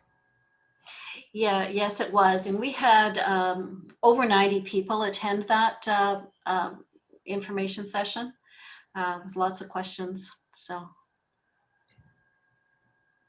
Okay, great. Thank you. I know it is challenging during COVID times to make sure that we're listening to everybody, but it sounds like there was good opportunity and we followed all the rules. So thank you for clarifying that. Graham.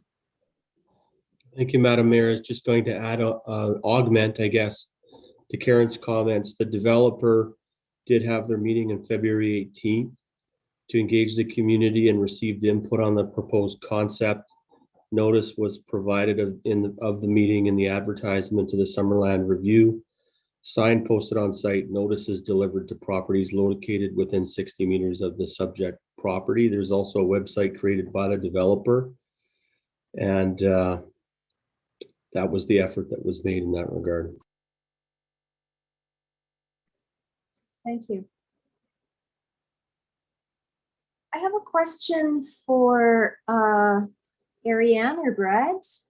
I recognize that neither of you were here when the pocket neighborhood zoning went in, and it wasn't, a few people have commented tonight about the public or the pocket neighborhood zoning. I know it hasn't been in place for a whole lot of time because there used to be an RCMP station there. Are either of you able to comment on when that pocket neighborhood zoning actually went in place there? Thank you. Yeah, I can take that, Your Worship. I did look it up on our zoning bylaw, and it was approved in 2015. It looks like it actually got added to the zoning bylaw at that time specifically for this property. The district does not have another zoned property throughout its boundaries that's zoned residential pocket neighborhood. So it was a unique zoning, I believe, put in place at the time with potentially the land sale that was being considered at the time by council. Good, thank you very much for that. Any other questions, council? Of the applicants, or if you have a question about something that was said by a member of the public? Councillor Pat. Thank you, Madam Mayor. This would be to our Director of Development Services. In the presentation, and actually Mr. Todhunter had made a comment about being right adjacent to the property and privacy issues. And I know this is early, and I know that we're talking of zoning, but my question being is, how do you, or how would the district ensure a level of privacy? Is it just plant screenings? Like, can you just enlighten me a little bit, please? Thank you. Thanks, Councillor Patton. Yeah, I think the proposal actually in the site plan that's included as part of the applicant's package does indicate some landscape buffer areas proposed around the building, and that would be something we would look in finer detail once the applicant move forward into the detailed design stage as to the type of planting material that would be proposed within those areas, as well as you know, perhaps the setback areas from the property lines itself. If there's other ways that we could accommodate the design to reduce shadows. We know that could be something we could look at during the form and character stage as well. But definitely the trees, them being taller to encourage more of that privacy between residents would be considered at that time, as opposed to as part of this rezoning. Thank you very much, Brett.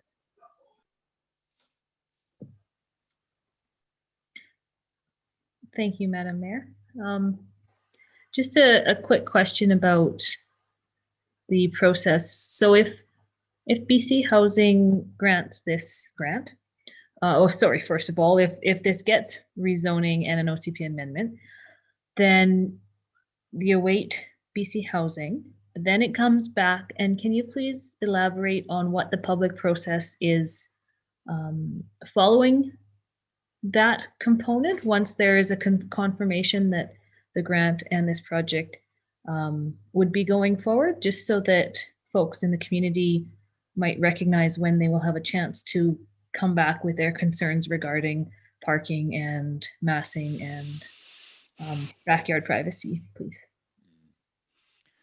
Well, depending on the grant application and when they receive notification of that, the applicant would be at their own discretion in terms of the timing for when they want to submit their development variance permit.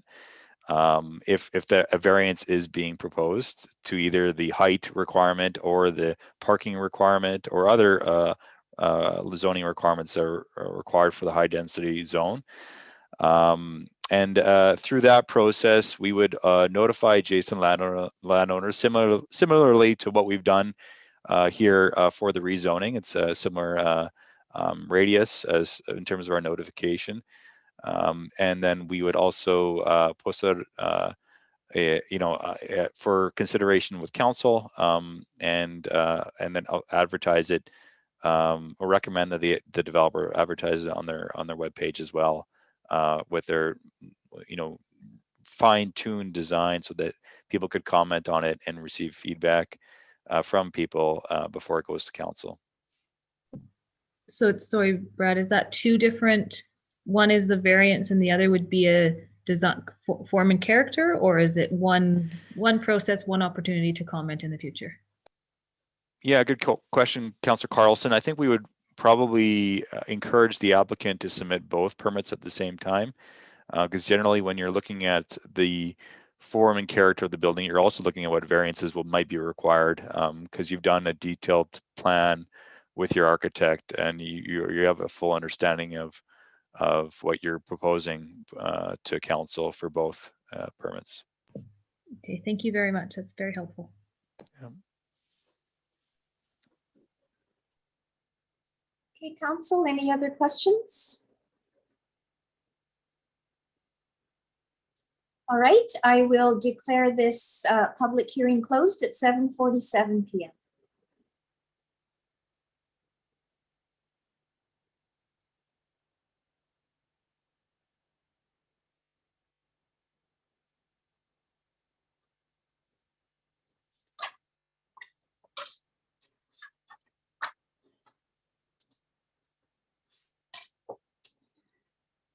Okay, we'll move on to our regular council meeting for the evening of March the 22nd. This meeting is being recorded live and is streaming. All representations to council, written or verbal, will form part of the public record and be available to the public for viewing electronically or as a written record. Members of the public may access the meeting or participate in the following ways. Watch the meeting live or recorded on the District of Summerland YouTube channel at youtube.com District of Summerland. And you can do that live or recorded. You can request to speak during the meeting. If you have not registered in advance but wish to speak during the public comment opportunities, you can connect to the meeting by calling the meeting conference line at 778-907-2071 and entering meeting ID 506-489-9374 and passcode 485186. After I have provided everyone who has pre-registered with an opportunity to comment, the floor will be opened to those on the conference line. And just a reminder that we cannot have any further comments on the public hearing. That time has passed. Director of Corporate Services, do we have any late items for introduction? There are none, Your Worship. Okay, thank you very much. So if I could have someone on council bring forward approval of the agenda, please. Councillor Van Elfen and Councillor Holmes, all in favor? Any opposed? Thank you. And then we'll consider adoption of the council meeting minutes for March the 8th, the public hearing of that date, and also the regular council meeting of the same date, March the 8th. Anything that needs to be clarified? Okay, Councillor Van Elfen, I saw you cautiously. Thank you very much. Seconder, Councillor Patton, thank you. All in favor? Thank you. And now getting right on to the bylaws from the public hearing that we just closed, official community plan amendment and zoning bylaw amendment for 8709 Jubilee Road East. That is Z 21-002. So we're looking at third reading. Councillor Van Elfen, are you bringing that forward? I am, Madam Mayor. That the official community plan amendment 8709 Jubilee Road East bylaw number 2021-005 be read a third time. And two, that zoning bylaw amendment 8709 Jubilee Road East bylaw number 2021-006 be read a third time. Thank you very much. Seconder? Thank you, Councillor Patton. So this is on the floor now for discussion. You may ask questions if you wish of staff, but for clarification purposes only. Does anyone want to start off this discussion? Councillor Patton, thank you. Thank you, Madam Mayor. So I feel a lot more at ease after our public hearing. Through the correspondence that we all received for the last some time, it talked about there was a lot of talk in regards that it was for addiction treatment, and it was for emergency shelter basis. And so I'm very pleased that it was put on, well, said tonight that it was not an emergency shelter, it wasn't an addiction treatment center, nor support services for addictions or mental health disability. I do like the fact that it was brought up that this is for our minimum wage earners, this is for our healthcare workers, this could be for our retail workers, this is for families, and that the rent is based on a mix of rental fees that are based on their incomes. And I also like the connection that we had that was brought up by the food bank in regards to the food bank resource center and how it dealt with spoke of turning points at the same time. The one thing that kind of resonated for me was these are people looking for a hand up, and they're not looking for a handout. And I think that for me, it was a lot of comfort tonight with this public hearing, kind of clearing up a lot of the air. I realize it's for the change of zoning, but the zoning would allow a 4-story. And so whether it goes through another public process for a time if they want to increase the height, that's another story, but it still will be, no pun intended. But that, I believe that some very good points were made tonight in regards to the future land use or what could be used on that property. I thank you so much. Thank you, Councillor Patton. Councillor Holmes, and then Councillor Barkle. Yeah, thank you. I think this is something we can make work. We can see it work. I think we're going to have to figure out how we build that sidewalk in conjunction with the development. I can't see putting that off, but it's something we just need to figure it out. And you know, talking about the current zoning, you know, a pocket neighborhood, that was something that was kind of seen as a solution 10 years ago. But I think we need to be honest with ourselves and saying it's just not flying. You know, it's a nice idea, but I don't see the pocket neighborhood flying at all. And so we have to look at other solutions. And this is potentially a very good one.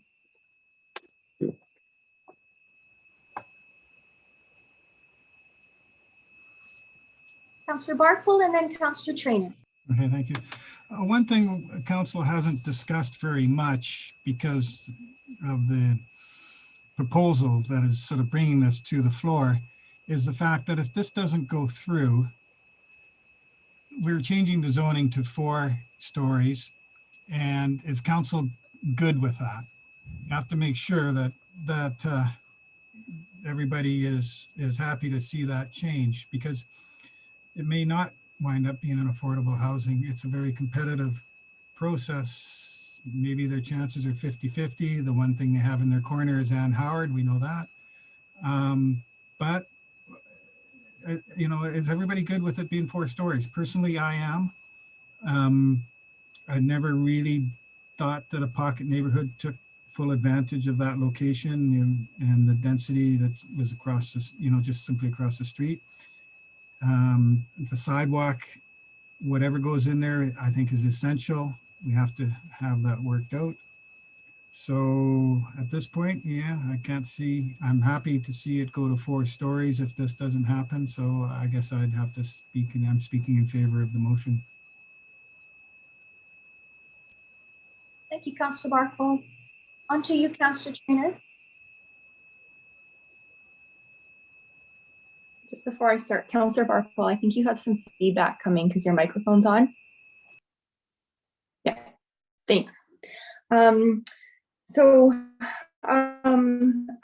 think that housing options like the one that we've been presented with is exactly what our town needs. I mean, we hear and we see this daily. I've been on council for 6 years, and affordable housing is just something that has always been there. And we haven't really been able to tackle it. And this is kind of one of the first opportunities that's really starting to shape that will allow us to meet a really big need in our community. At our earlier meeting today, we were presented with the Regional Housing Needs Assessment, and again, it confirmed that we need affordable housing in our community and our region. You know, you look at Facebook discussions about Summerland, and there's always people looking for places. They can't find anything affordable. Today I saw a post about a mom and a baby trying to find a place. That's the 2nd or 3rd time I've seen them post. And I can't imagine what that would be like, that kind of stress of not being able to find a place. I know down where I live in Trout Creek, there's a family that rents, and their house is being sold and they can't find a place. And they have kids that go to Trout Creek, and both the parents are working. And, you know, I think about people like that who just, you know, they're really struggling. And so I feel for them. And I think that there'll be some obstacles to overcome with this project, and you know, to be expected, but I think that it's something that we really have to do.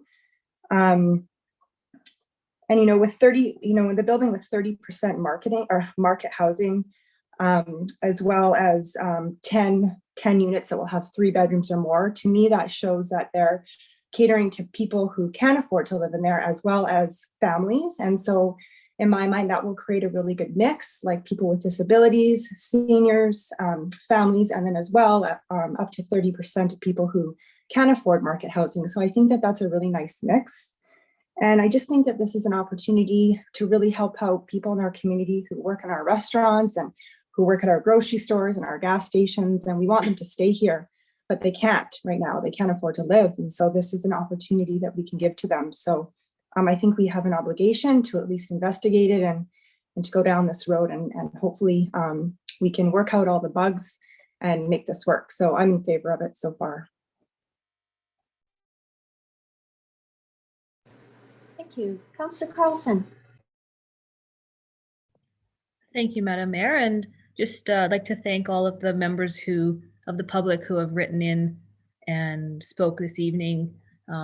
It's really important to recognize that we as council have read all the correspondence and did listen to all of the concerns from citizens. And I know that projects like this are always going to be a challenge, and changes to neighborhoods will always be contentious.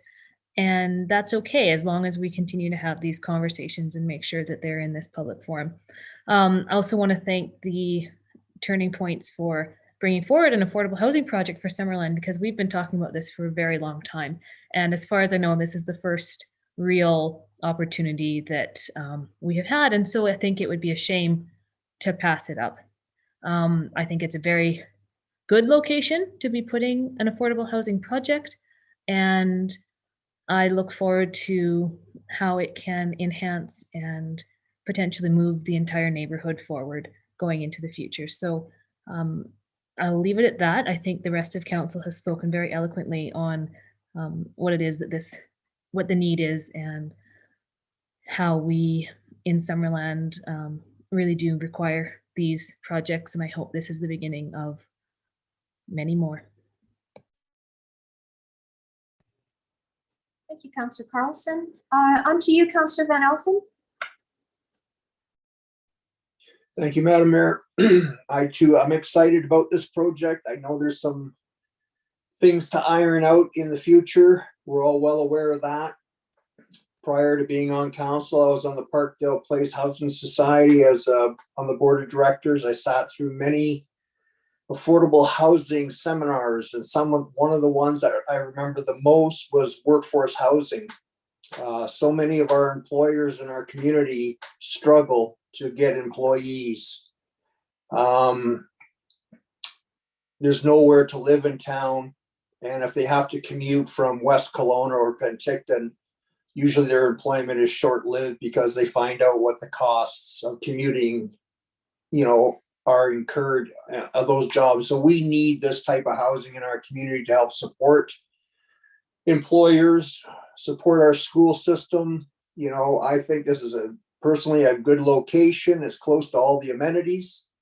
And I'm excited to see where this goes. And like Councillor Carlson says, I think it's one of, I hope, many to come in the future here in Summerland. I recall during our election campaign sitting at the United Church having this conversation on affordable housing, and I was strongly in favor of it then, and I'm strongly in favor of it now, Madam Mayor, and thank you for letting me share. Thank you, Councillor Van Elfen. Councillor Holmes. Yeah, thank you. I just wanted to respond to Councillor Barkwell's question to us all about whether we'd be comfortable with the rezoning if the application wasn't successful. And I have to admit, I was kind of surprised that when Ann Howard said that there were lots of applications for these kind of projects, and it's a competitive process to get affordable housing in communities. You would think that it should be easy. But having said that, I think because we haven't had a project like this yet in Summerland, you would have to think that we've got a pretty good shot at it. They have a pretty good shot at it. But having said that, I think the fact that the height and parking question are separate questions that would be determined would give me more comfort if it didn't go through and the rezoning was still in place, because we wouldn't have to deal with any kind of variances down the road. We would be able to charge DCCs if it was a for-profit. So there would be benefits as well. So and it is, it's just to answer that question. So but I think they have a good shot at it. Thank you, Councillor Holmes. I would just like to add just a few words. I think it was Janet Peake that said tonight, and certainly we've heard this before, that people deserve to have the dignity of having shelter, having a place to call home. And a place to call home can be a 1-bedroom place. It can be a 2 or 3 bedroom place.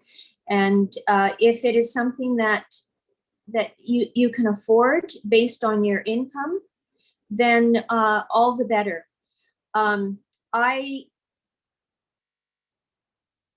Again, to answer Councillor Barkwell's question that he posed a moment ago, I would be comfortable with a 4-story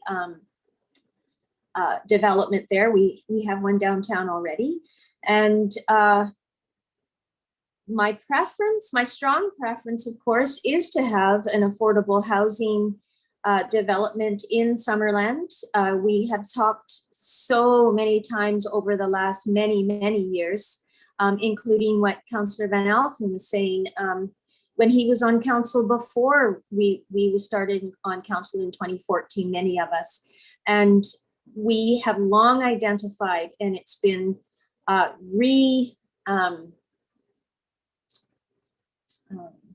can't think of the word, reinforced. It was reinforced just today when we got the RDOS, which we participated in, the Regional Housing Assessments Report.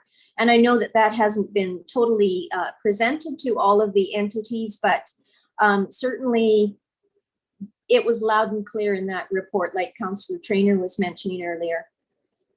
On the matter of the pocket neighborhood, that's why I asked the question in 2015, which is, 6 years ago. So not really that long ago, but if you look at the change in the cost of construction, you're looking at more than double the square footage cost for construction. So while that may have worked before, it just is not feasible to have an area that size with, I think it was 28 to 30 homes. So I think this is a much better use of the property, especially if it will be an affordable housing development. Adding on to what Councillor Traynor was mentioning, and I believe it was Councillor Van Alphen, and with the workforce that will be able to find affordable and suitable accommodations here in Summerland and housing, I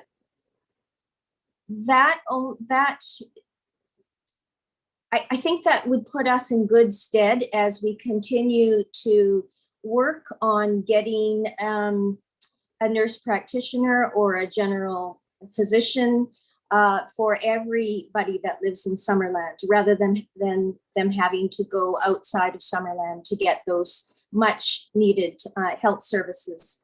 And we already know too that the work that is being done in trying to house staff at the Summerland Seniors Village, another example of healthcare workers that also need to have housing in Summerland, and having a more affordable option works for so many different people. So I am clearly speaking in support of these zoning amendments, and as zoning and OCP amendments as we move forward into the development and perhaps the variances that may be required. Those will come back to council and we can have fulsome discussion then, and there certainly will be the opportunity for public comment and input at that time. So if there is no further discussion on these motions that are on the floor, I will call the question. All in favor? Any opposed? Good, that passes unanimously. Thank you, council. Thank you, staff, for your time. And thank you, Anne and your team, and Freeport, including Freeport, and the people that spoke tonight. and express their concerns or their approval of this potential development in Summerland. Thanks very much.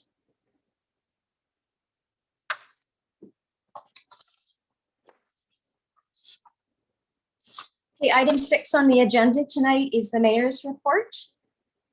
First of all, I'd like to say happy spring to everyone and happy World Water Day, March the 22nd. On March the 9th, I attended a special meeting of the Southern Interior Development Initiative Trust, also known as SIDIT, established in 2006 through a one-time $50 million allocation from the provincial government. SIDIT's objective is to help grow and diversify the economy of the Southern Interior region. And they do this by providing funding support for economic development initiatives. In addition to the board, there are 2 regional advisory committees within SIDIT that is made up of mayors, regional district chairs, and the MLAs in the region. The CEO, her name is Laurel Douglas, who started almost a year ago, announced that effective April the 1st, 2021, SIDIT will be known as ETSI-BC, not to be confused with ETSI otherwise, ETSI standing for Economic Trust of the Southern Interior. And that's a name that more clearly reflects the organization's work. Ms. Douglas also unveiled a new strategic plan, and SIDIT, with the financial support from the province, is offering up to $1.5 million in grant funding to support rural communities and their economic recovery through COVID-19, a bit of a challenging task. And as you know, the district is supporting the Summerland Chamber of Commerce application to this grant. On March the 11th, I attended the South Okanagan-Similkameen Local Immigration Partnership Council meeting as their newest council member. SOSLIP, as they're called, implements the settlement and integration strategy for newcomers to the region, especially as they're looking for employment opportunities. The project is led by SOIC, South Okanagan Immigrant and Community Services, and is funded by Immigration, Refugees, and Citizenship Canada. That afternoon, I attended the Summerland Healthy Community Initiative meeting, and much of the discussion was about the Mental Health Week that is coming up in early May. Friday, March the 12th, the executive of the Southern Interior Local Government, SILGA, met to discuss the upcoming annual general meeting, which is on April the 28th. A day of virtual activities, virtual of course, are being planned, including breakout sessions, resolutions debate, and the 2021-2022 elections. Final details are being made for the remaining guest speakers. We have our keynote speaker in place. Just a reminder that if you have signed up for the speaker series, you are automatically signed up for the AGM. If you haven't joined any of the speaker series, so any of the 8 speakers, please make sure that you register for the AGM, and you can do so at the SILGA website without any cost. Pardon me, not at the SILGA website, through Civic Info BC, and Tracy can take care of that for you. March 17th, I attended the National Climate Caucus call for elected officials, the SILGA Speaker Series, and a Climate Solutions Council meeting. The SILGA speaker was Dr. William Garrett Petts. He is a professor and associate vice president of research and graduate studies at Thompson Rivers University, which is in Kamloops. Dr. Garrett Petts spoke about the value of university and community partnerships, and reported on 2 initiatives: the cultural mapping of the opioid crisis in their region, and a research in residence agreement with the city of Kamloops. So they're working on a number of different initiatives. March 18th, I attended the weekly update on the COVID-19 vaccination rollout presented by Interior Health. This was occurring during Premier Horgan's announcement about the increased eligibility under the current phase 2 of the immunization program. Details are available on the government website. I have asked our Director of Corporate Services to also post that to our Summerland page. It's different from the last one. It's not immunized BC. And finally, on March the 20th, I attended the virtual AGM of the Summerland Community Arts Council. The board had a very successful Season Sparkles fundraising event at the end of the year in 2020. And they have been working closely with Abby Leckie and have put out a call for art submissions for the 2021 banner program. This year, the theme is inclusion and diversity. The Arts and Cultural Center renovations will be underway very, very shortly. And that is the end of my report for tonight. Thank you. CAO.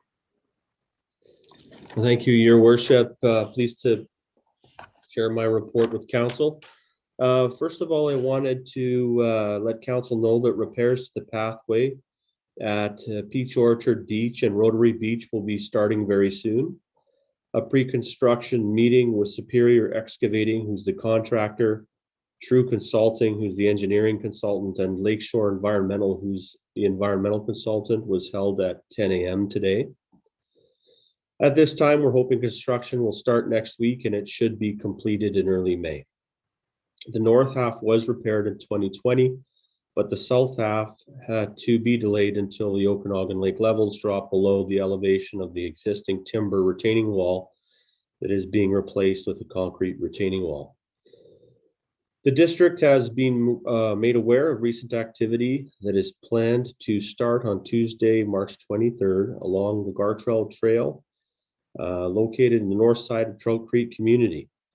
Hazardous trees have been identified by a professional arborist and in accordance with an issued watercourse development permit along the trail that must be removed for public safety reasons. These trees are located on private property and are in relation to prevent a potential future development that will occur in the immediate vicinity that aligns with the current residential medium density zoning located on the property. Signage has been installed and all the activities will be conducted under the guidance of a professional arborist and biologist retained by the developer. Finally, I thought Council would be interested to know that our fire chief, the corporate officer, and I will be participating in an all-day emergency management tabletop exercise with the regional district this week. This will be a mock-up of an emergency operations center event with concurrent interaction with multiple jurisdictions. The exercise will focus on basic processes to build staff confidence and competence to address an emergency that is threatening area communities. Within the exercise, participants will work through roles, emergency procedures, practice a shift handover, and emergency operations center briefings. The exercise will address situational awareness, incident reporting, resource management, crisis communication, advanced planning, as well as cost recovery and tracking. And with that, I complete my report. Thank you. Council, any questions of Graham's report? Okay, we'll move along then to the first opportunity for the public to comment. I have not received any more notifications, so I will make the assumption that there is nothing else in that regard. Am I safe to do that? Yes. Safe to do that, Madam Mayor. And of course, there is the opportunity at the end of the meeting as well. Yes, thank you. So on to our two development reports tonight. The first one, 9.1, is non-medical cannabis retail store at 13219 Victoria Road North.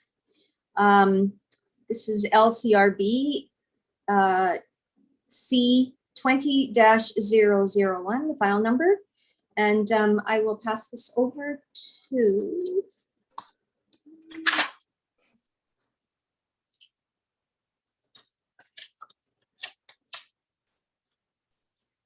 Sorry about this. I've got so many sheets here. This is 9.1. This is Ariane. Oh, you're both of them tonight. Thank you, Ariane. Please go ahead. Yes. Okay.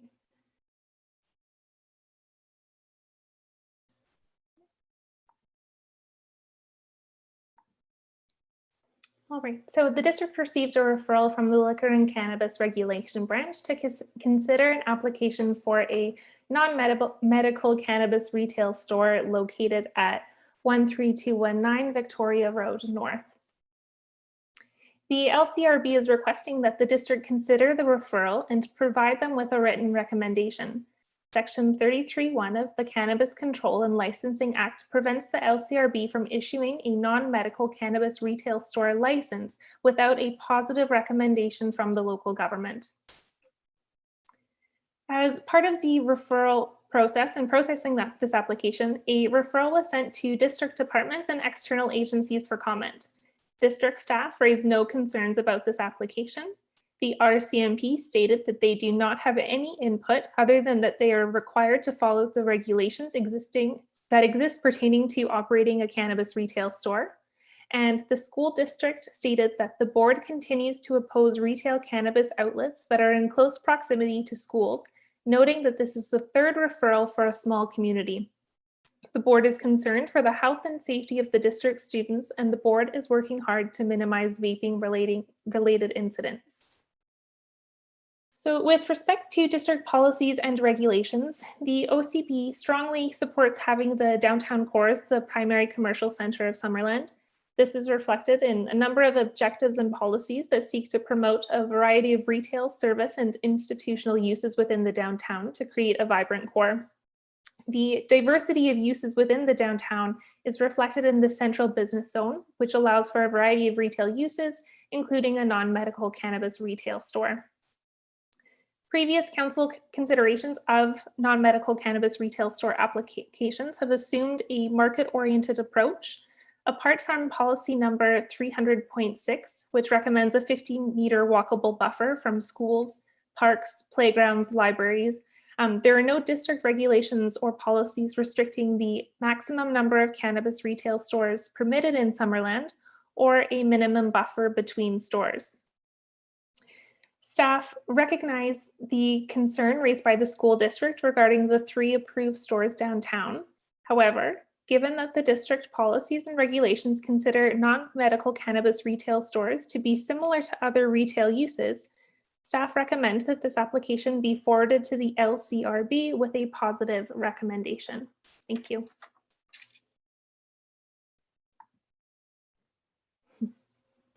Thank you, Ariane.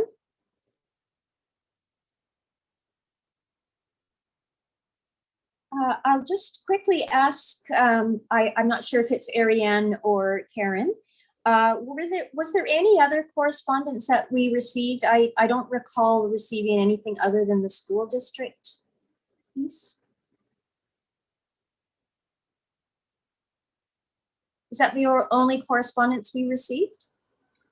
Thank you, Madam Mayor. There was, unless Ariane had received correspondence, what was included in your package is all correct. Okay, good. Thank you very much. Council, questions of Ariane? Councillor Holmes, then Patton, then Carlson. Yeah, thank you.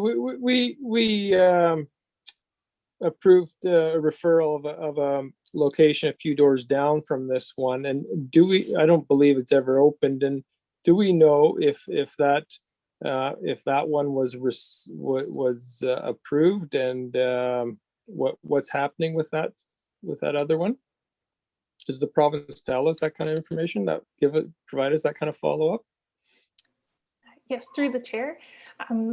It has been approved by the province, and I believe they are working on getting their store ready, including a sign permit and other development applications as well.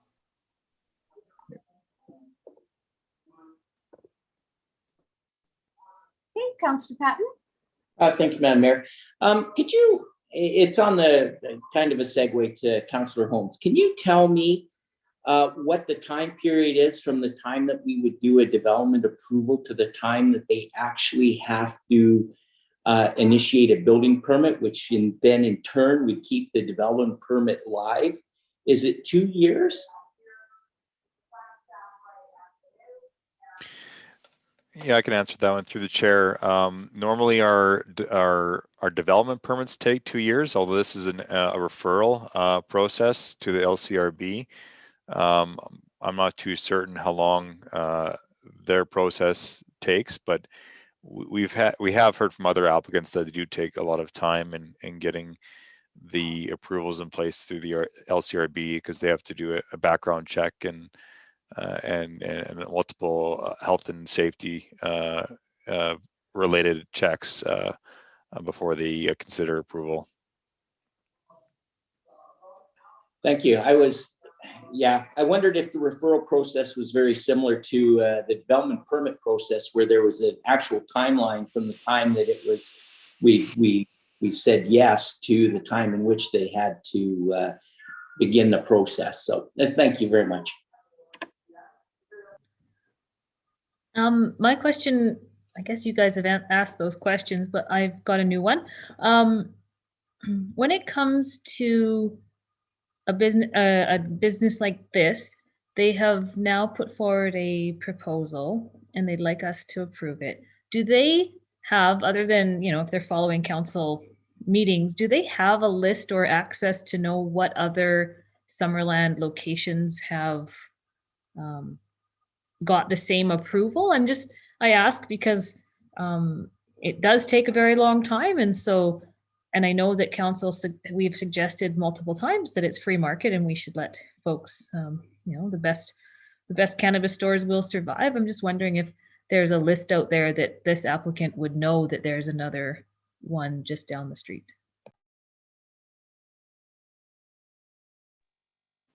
Maybe I'll take that one. Or Ariane, you want to take that one? Yeah, I can add a note through the chair. So whenever we do receive a referral or inquiries about opening a cannabis retail store, we do often get quite a few questions about how many are located downtown or also in the other zone that permits it, which is the shopping center zone. So it's not explicitly clear, but quite often people have done their research before opening the store and will contact district staff. Yeah, and just to add to that, I do believe that the LCRB has a listing of active applications on their website too, so that someone could do their due diligence and see what other applications are currently in process. Okay, Councillor Holmes.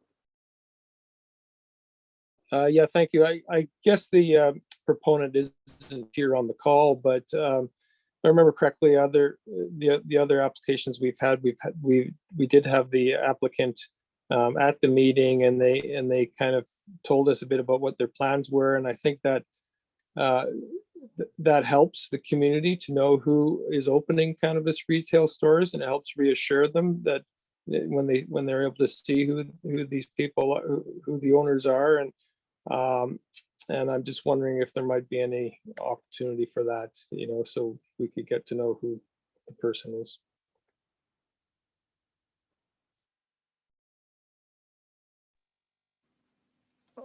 To answer that through the chair, given that the applicant isn't here with us tonight, if council is requesting that, we can provide that information back to the applicant, and we ask council to defer this application to a later meeting.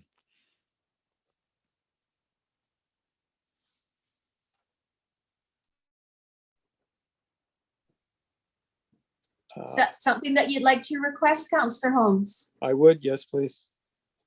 Okay. Do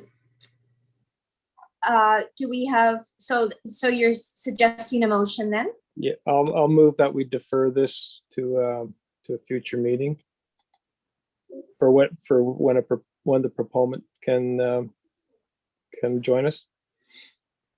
Okay, seconder, Councillor Carlson. Any further discussion? Councillor Barkle.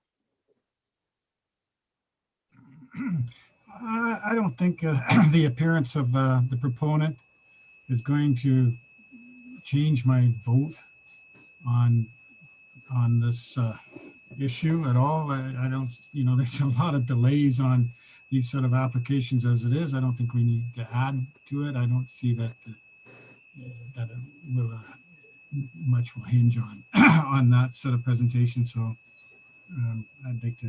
I'm not going to support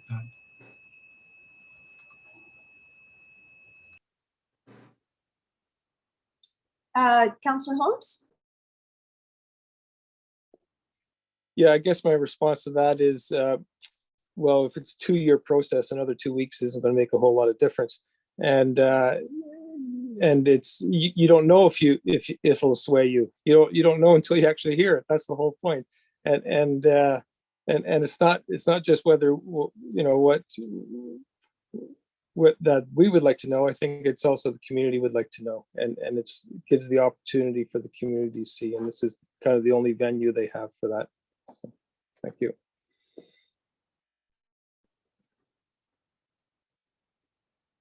Anyone else? A quick look at their website indicates that they have 3 stores already open in Ontario and 1 coming soon to Alberta. So it's not like it's a complete new startup. I'm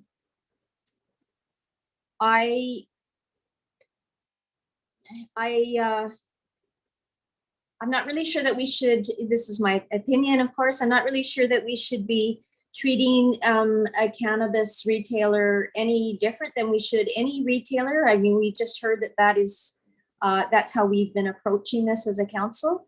And I mean, for someone to open a new coffee shop or something, we wouldn't, ask them to appear before council to kind of suss them out. So I will not be voting in favor of this motion either. Councillor Holmes?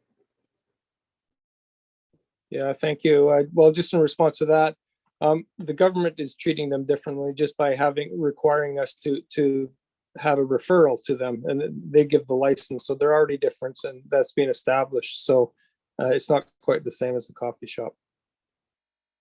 Thank you. Anyone else? I'll call the question. All in favor? Opposed? So that is 4 of us. The motion is defeated.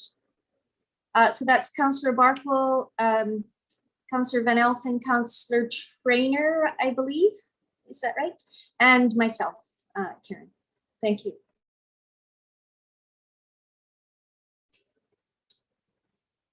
So that was a motion for deferral based on them coming forward. Would someone care to bring forward another motion, whether it's something that is already in our agenda package, the staff recommendation, or something else? Councillor Van Elfen. Thank you, Madam Mayor. I'd like to bring the staff recommendation forward, and I really don't want to read it. Thank you. That's our bedtime story. It's nice long.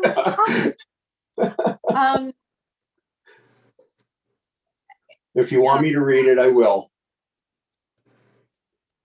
My preference, Councillor Van Elfen, is for it to be read, just because, virtually, I think it's a better process. Okay, I will start now. Thank you, sir.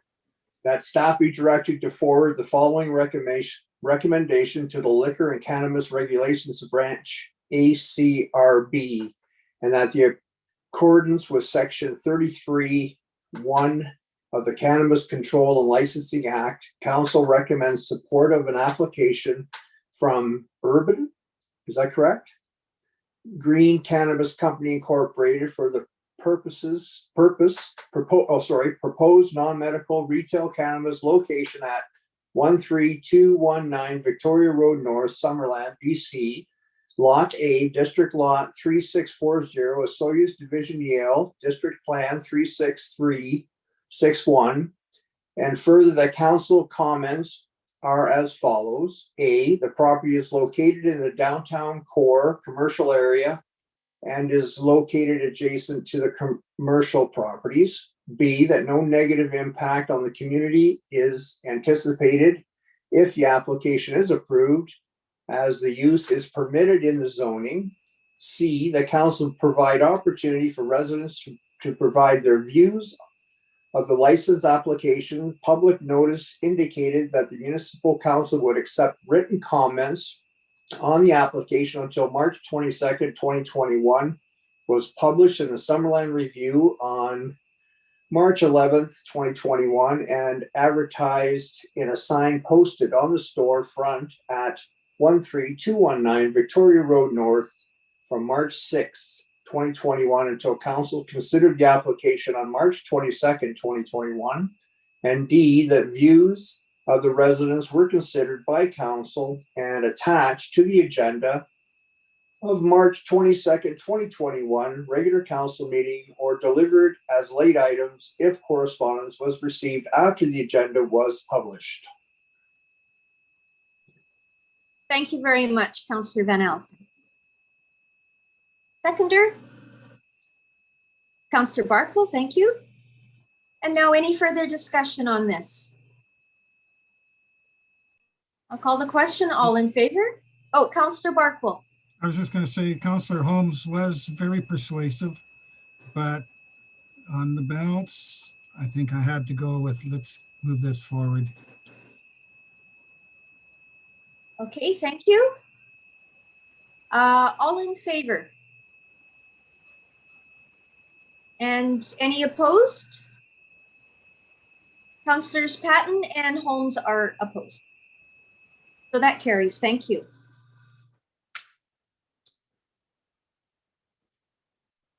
Ariane, you're presenting the Development Services Monthly Report?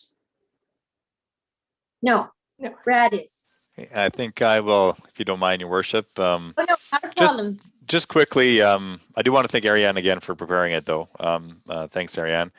I do want to mention a couple of things with regards to our stats so far this year.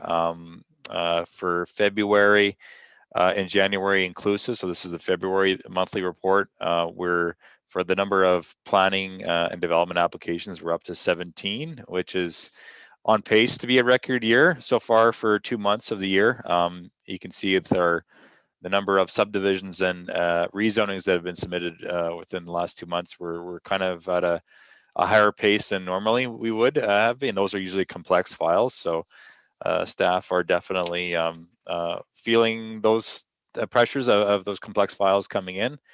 And then also on the building permit side, we've got year to date of 38 permits issued so far, and construction value over $5 million.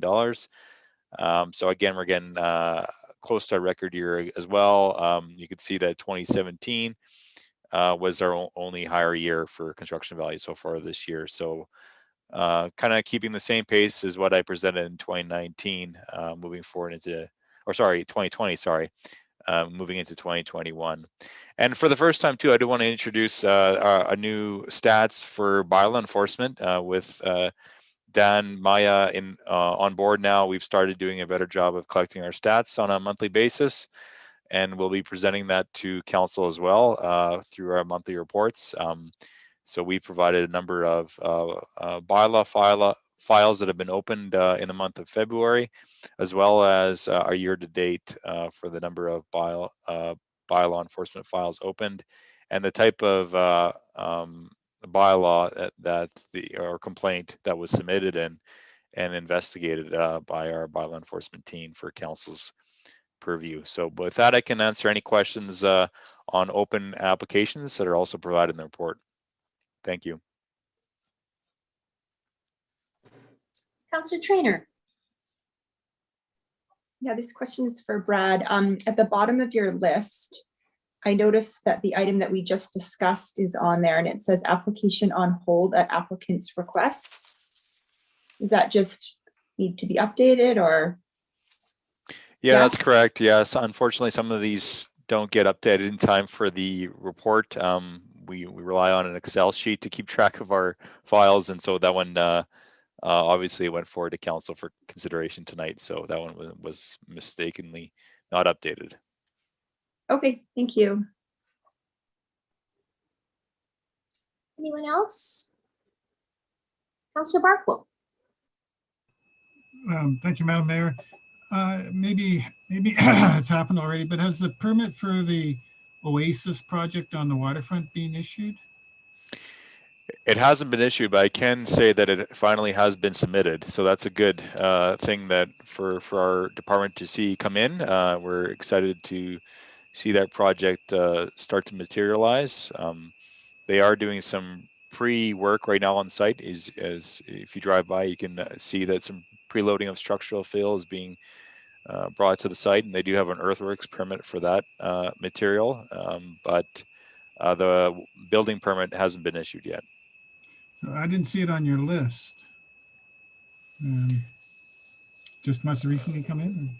For building permits, we don't post that to council. It's just development and planning applications. Yeah. Okay. Yeah. Thanks. Councillor Holmes. Yeah, just to follow up on that. So I have noticed, because I use that road a lot, that the number of trucks are really starting to ramp up there. And I guess once the construction's underway, because it is such a large project and there'll be a lot of traffic, I just wondering if there'll be kind of any communication to the public about what to expect and how long it might last and that sort of thing. It's a good question. Thank you, Councillor Holmes. I think that is something we can relay to the developer. We are in active communication with the developer on this project, given the scale of it. I think that we can encourage them to provide us some communication and also communicate on their own end with the community as to when different things are going to be occurring on the site for the construction process. So that's a good recommendation to us. Thank you.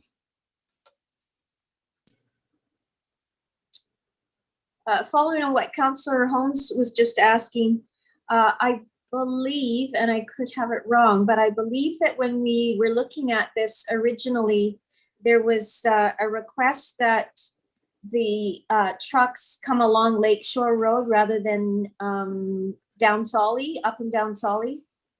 Does anybody recall that? Yeah, Councillor Holmes. Okay, so I'm not.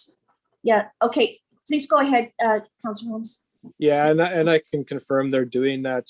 That they're coming from the south end of Lake off the highway and straight there. So.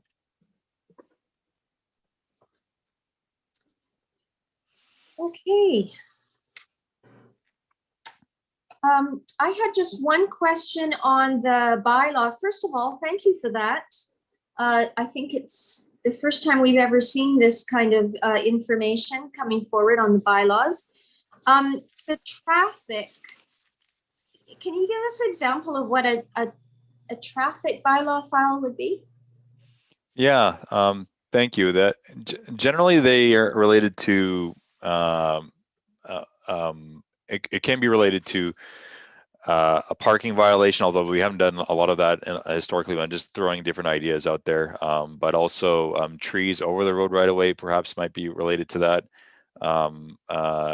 in terms of safety violations of those trees being over the road right away. I think that's where the majority of those are from. I noticed that there's still a lot of snow and ice removal on there as well, so it would be probably unrelated to that. But other than that, I'm not too sure. It might be a better question for Dan to follow up on, if you don't mind. Great, thank you. Okay, could I have someone bring forward this to receive this for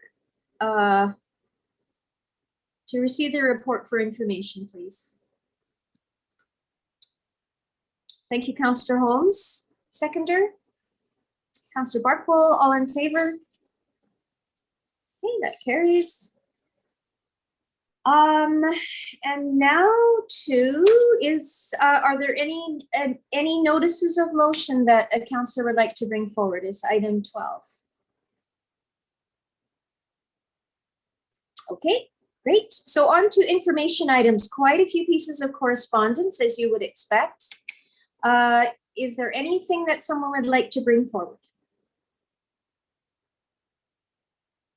Councillor Van Elf.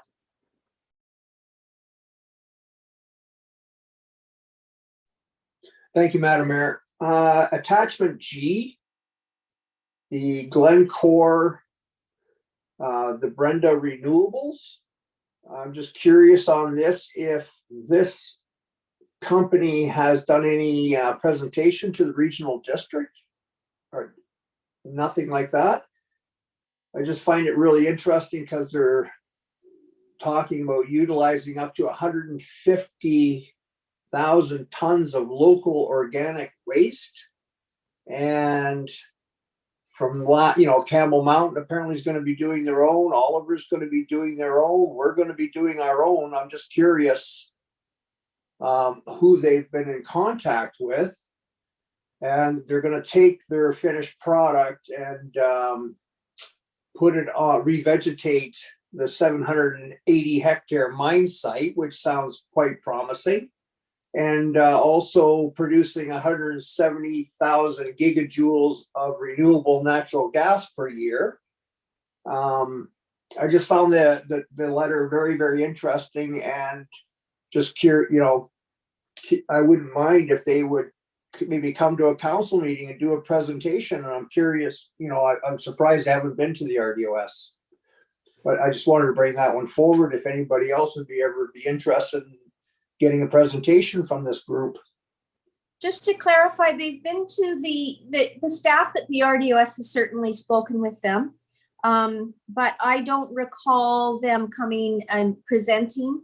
I know that there was a presentation by staff about this particular project a couple of years ago, but not from them directly.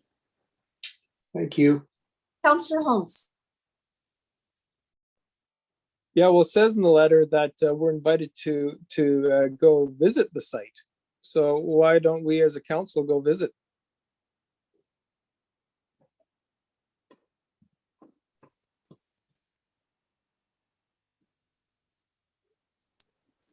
Councillor Van Elfen? Well, I think Councillor Holmes's comments are, I think it's a great idea. I'm just kind of baffled that if I feel like we're maybe, as a district of Summerland, we're doing our own organic waste. Are we, duplicating something here, or is there a service out there that could better do, at a cheaper price? I don't, these things I don't know. And I'm just surprised that other communities are going forward with the organic waste programs that might be better done in a regional area.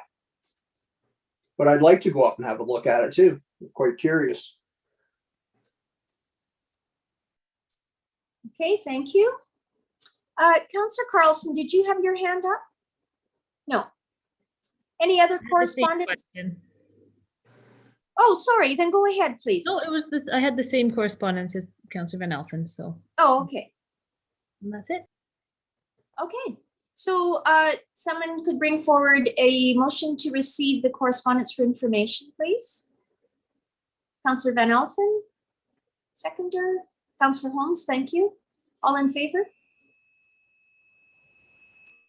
Thank you. And now on to councillor reports. I'll start tonight with Councillor Holmes. Nothing tonight, thanks. Okay, thank you. Councillor Trainer, you have a question? Did we skip 13.2? Committee? Yes, we did. Thank you so much for pointing that out. Yeah, I'll bring that forward. Thank you. To receive Parks and Recreation Advisory Committee meeting minutes dated November the 25th for information. Thank you, Councillor Trainer, for catching up on that. Seconded by Councillor Van Elfen. Those look in good order. Councillor Trainer, you sit on the committee. Good, thank you. All in favor? Okay, thank you. Now, Councillor Holmes has no report. Let's go on to Councillor Patton. I will follow my fellow councillor, Madam Mayor. I have nothing to report. Thank you.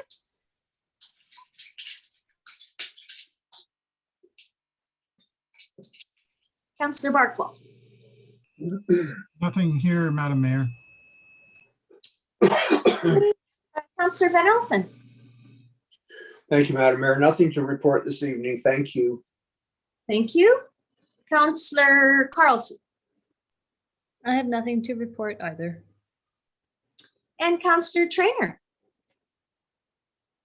Yeah, I just have a quick note. I got an email from Bonnie Fulton, the chair of Friends of the Summerland Gardens. And she wanted to let me know that the gardens, after being closed for more than a year, are going to be open to the public on April 15th. They are not allowed to have any events this year, but the gates will be open for the public to go and walk around and have a picnic. They also wanted to thank the district for their grant and aid. They received that, and she said that that provides comfort to the group because their revenues will be down this year because they won't be able to do as many fundraising events. So she wanted to give her thanks to the district for that. So April 15th, you can go up there again. That's good news. Thank you. They are still doing their spring plant sale, I think, though, right? Yeah, they are. That will be online the first weekend of May. Yes. Okay, good. Thank you.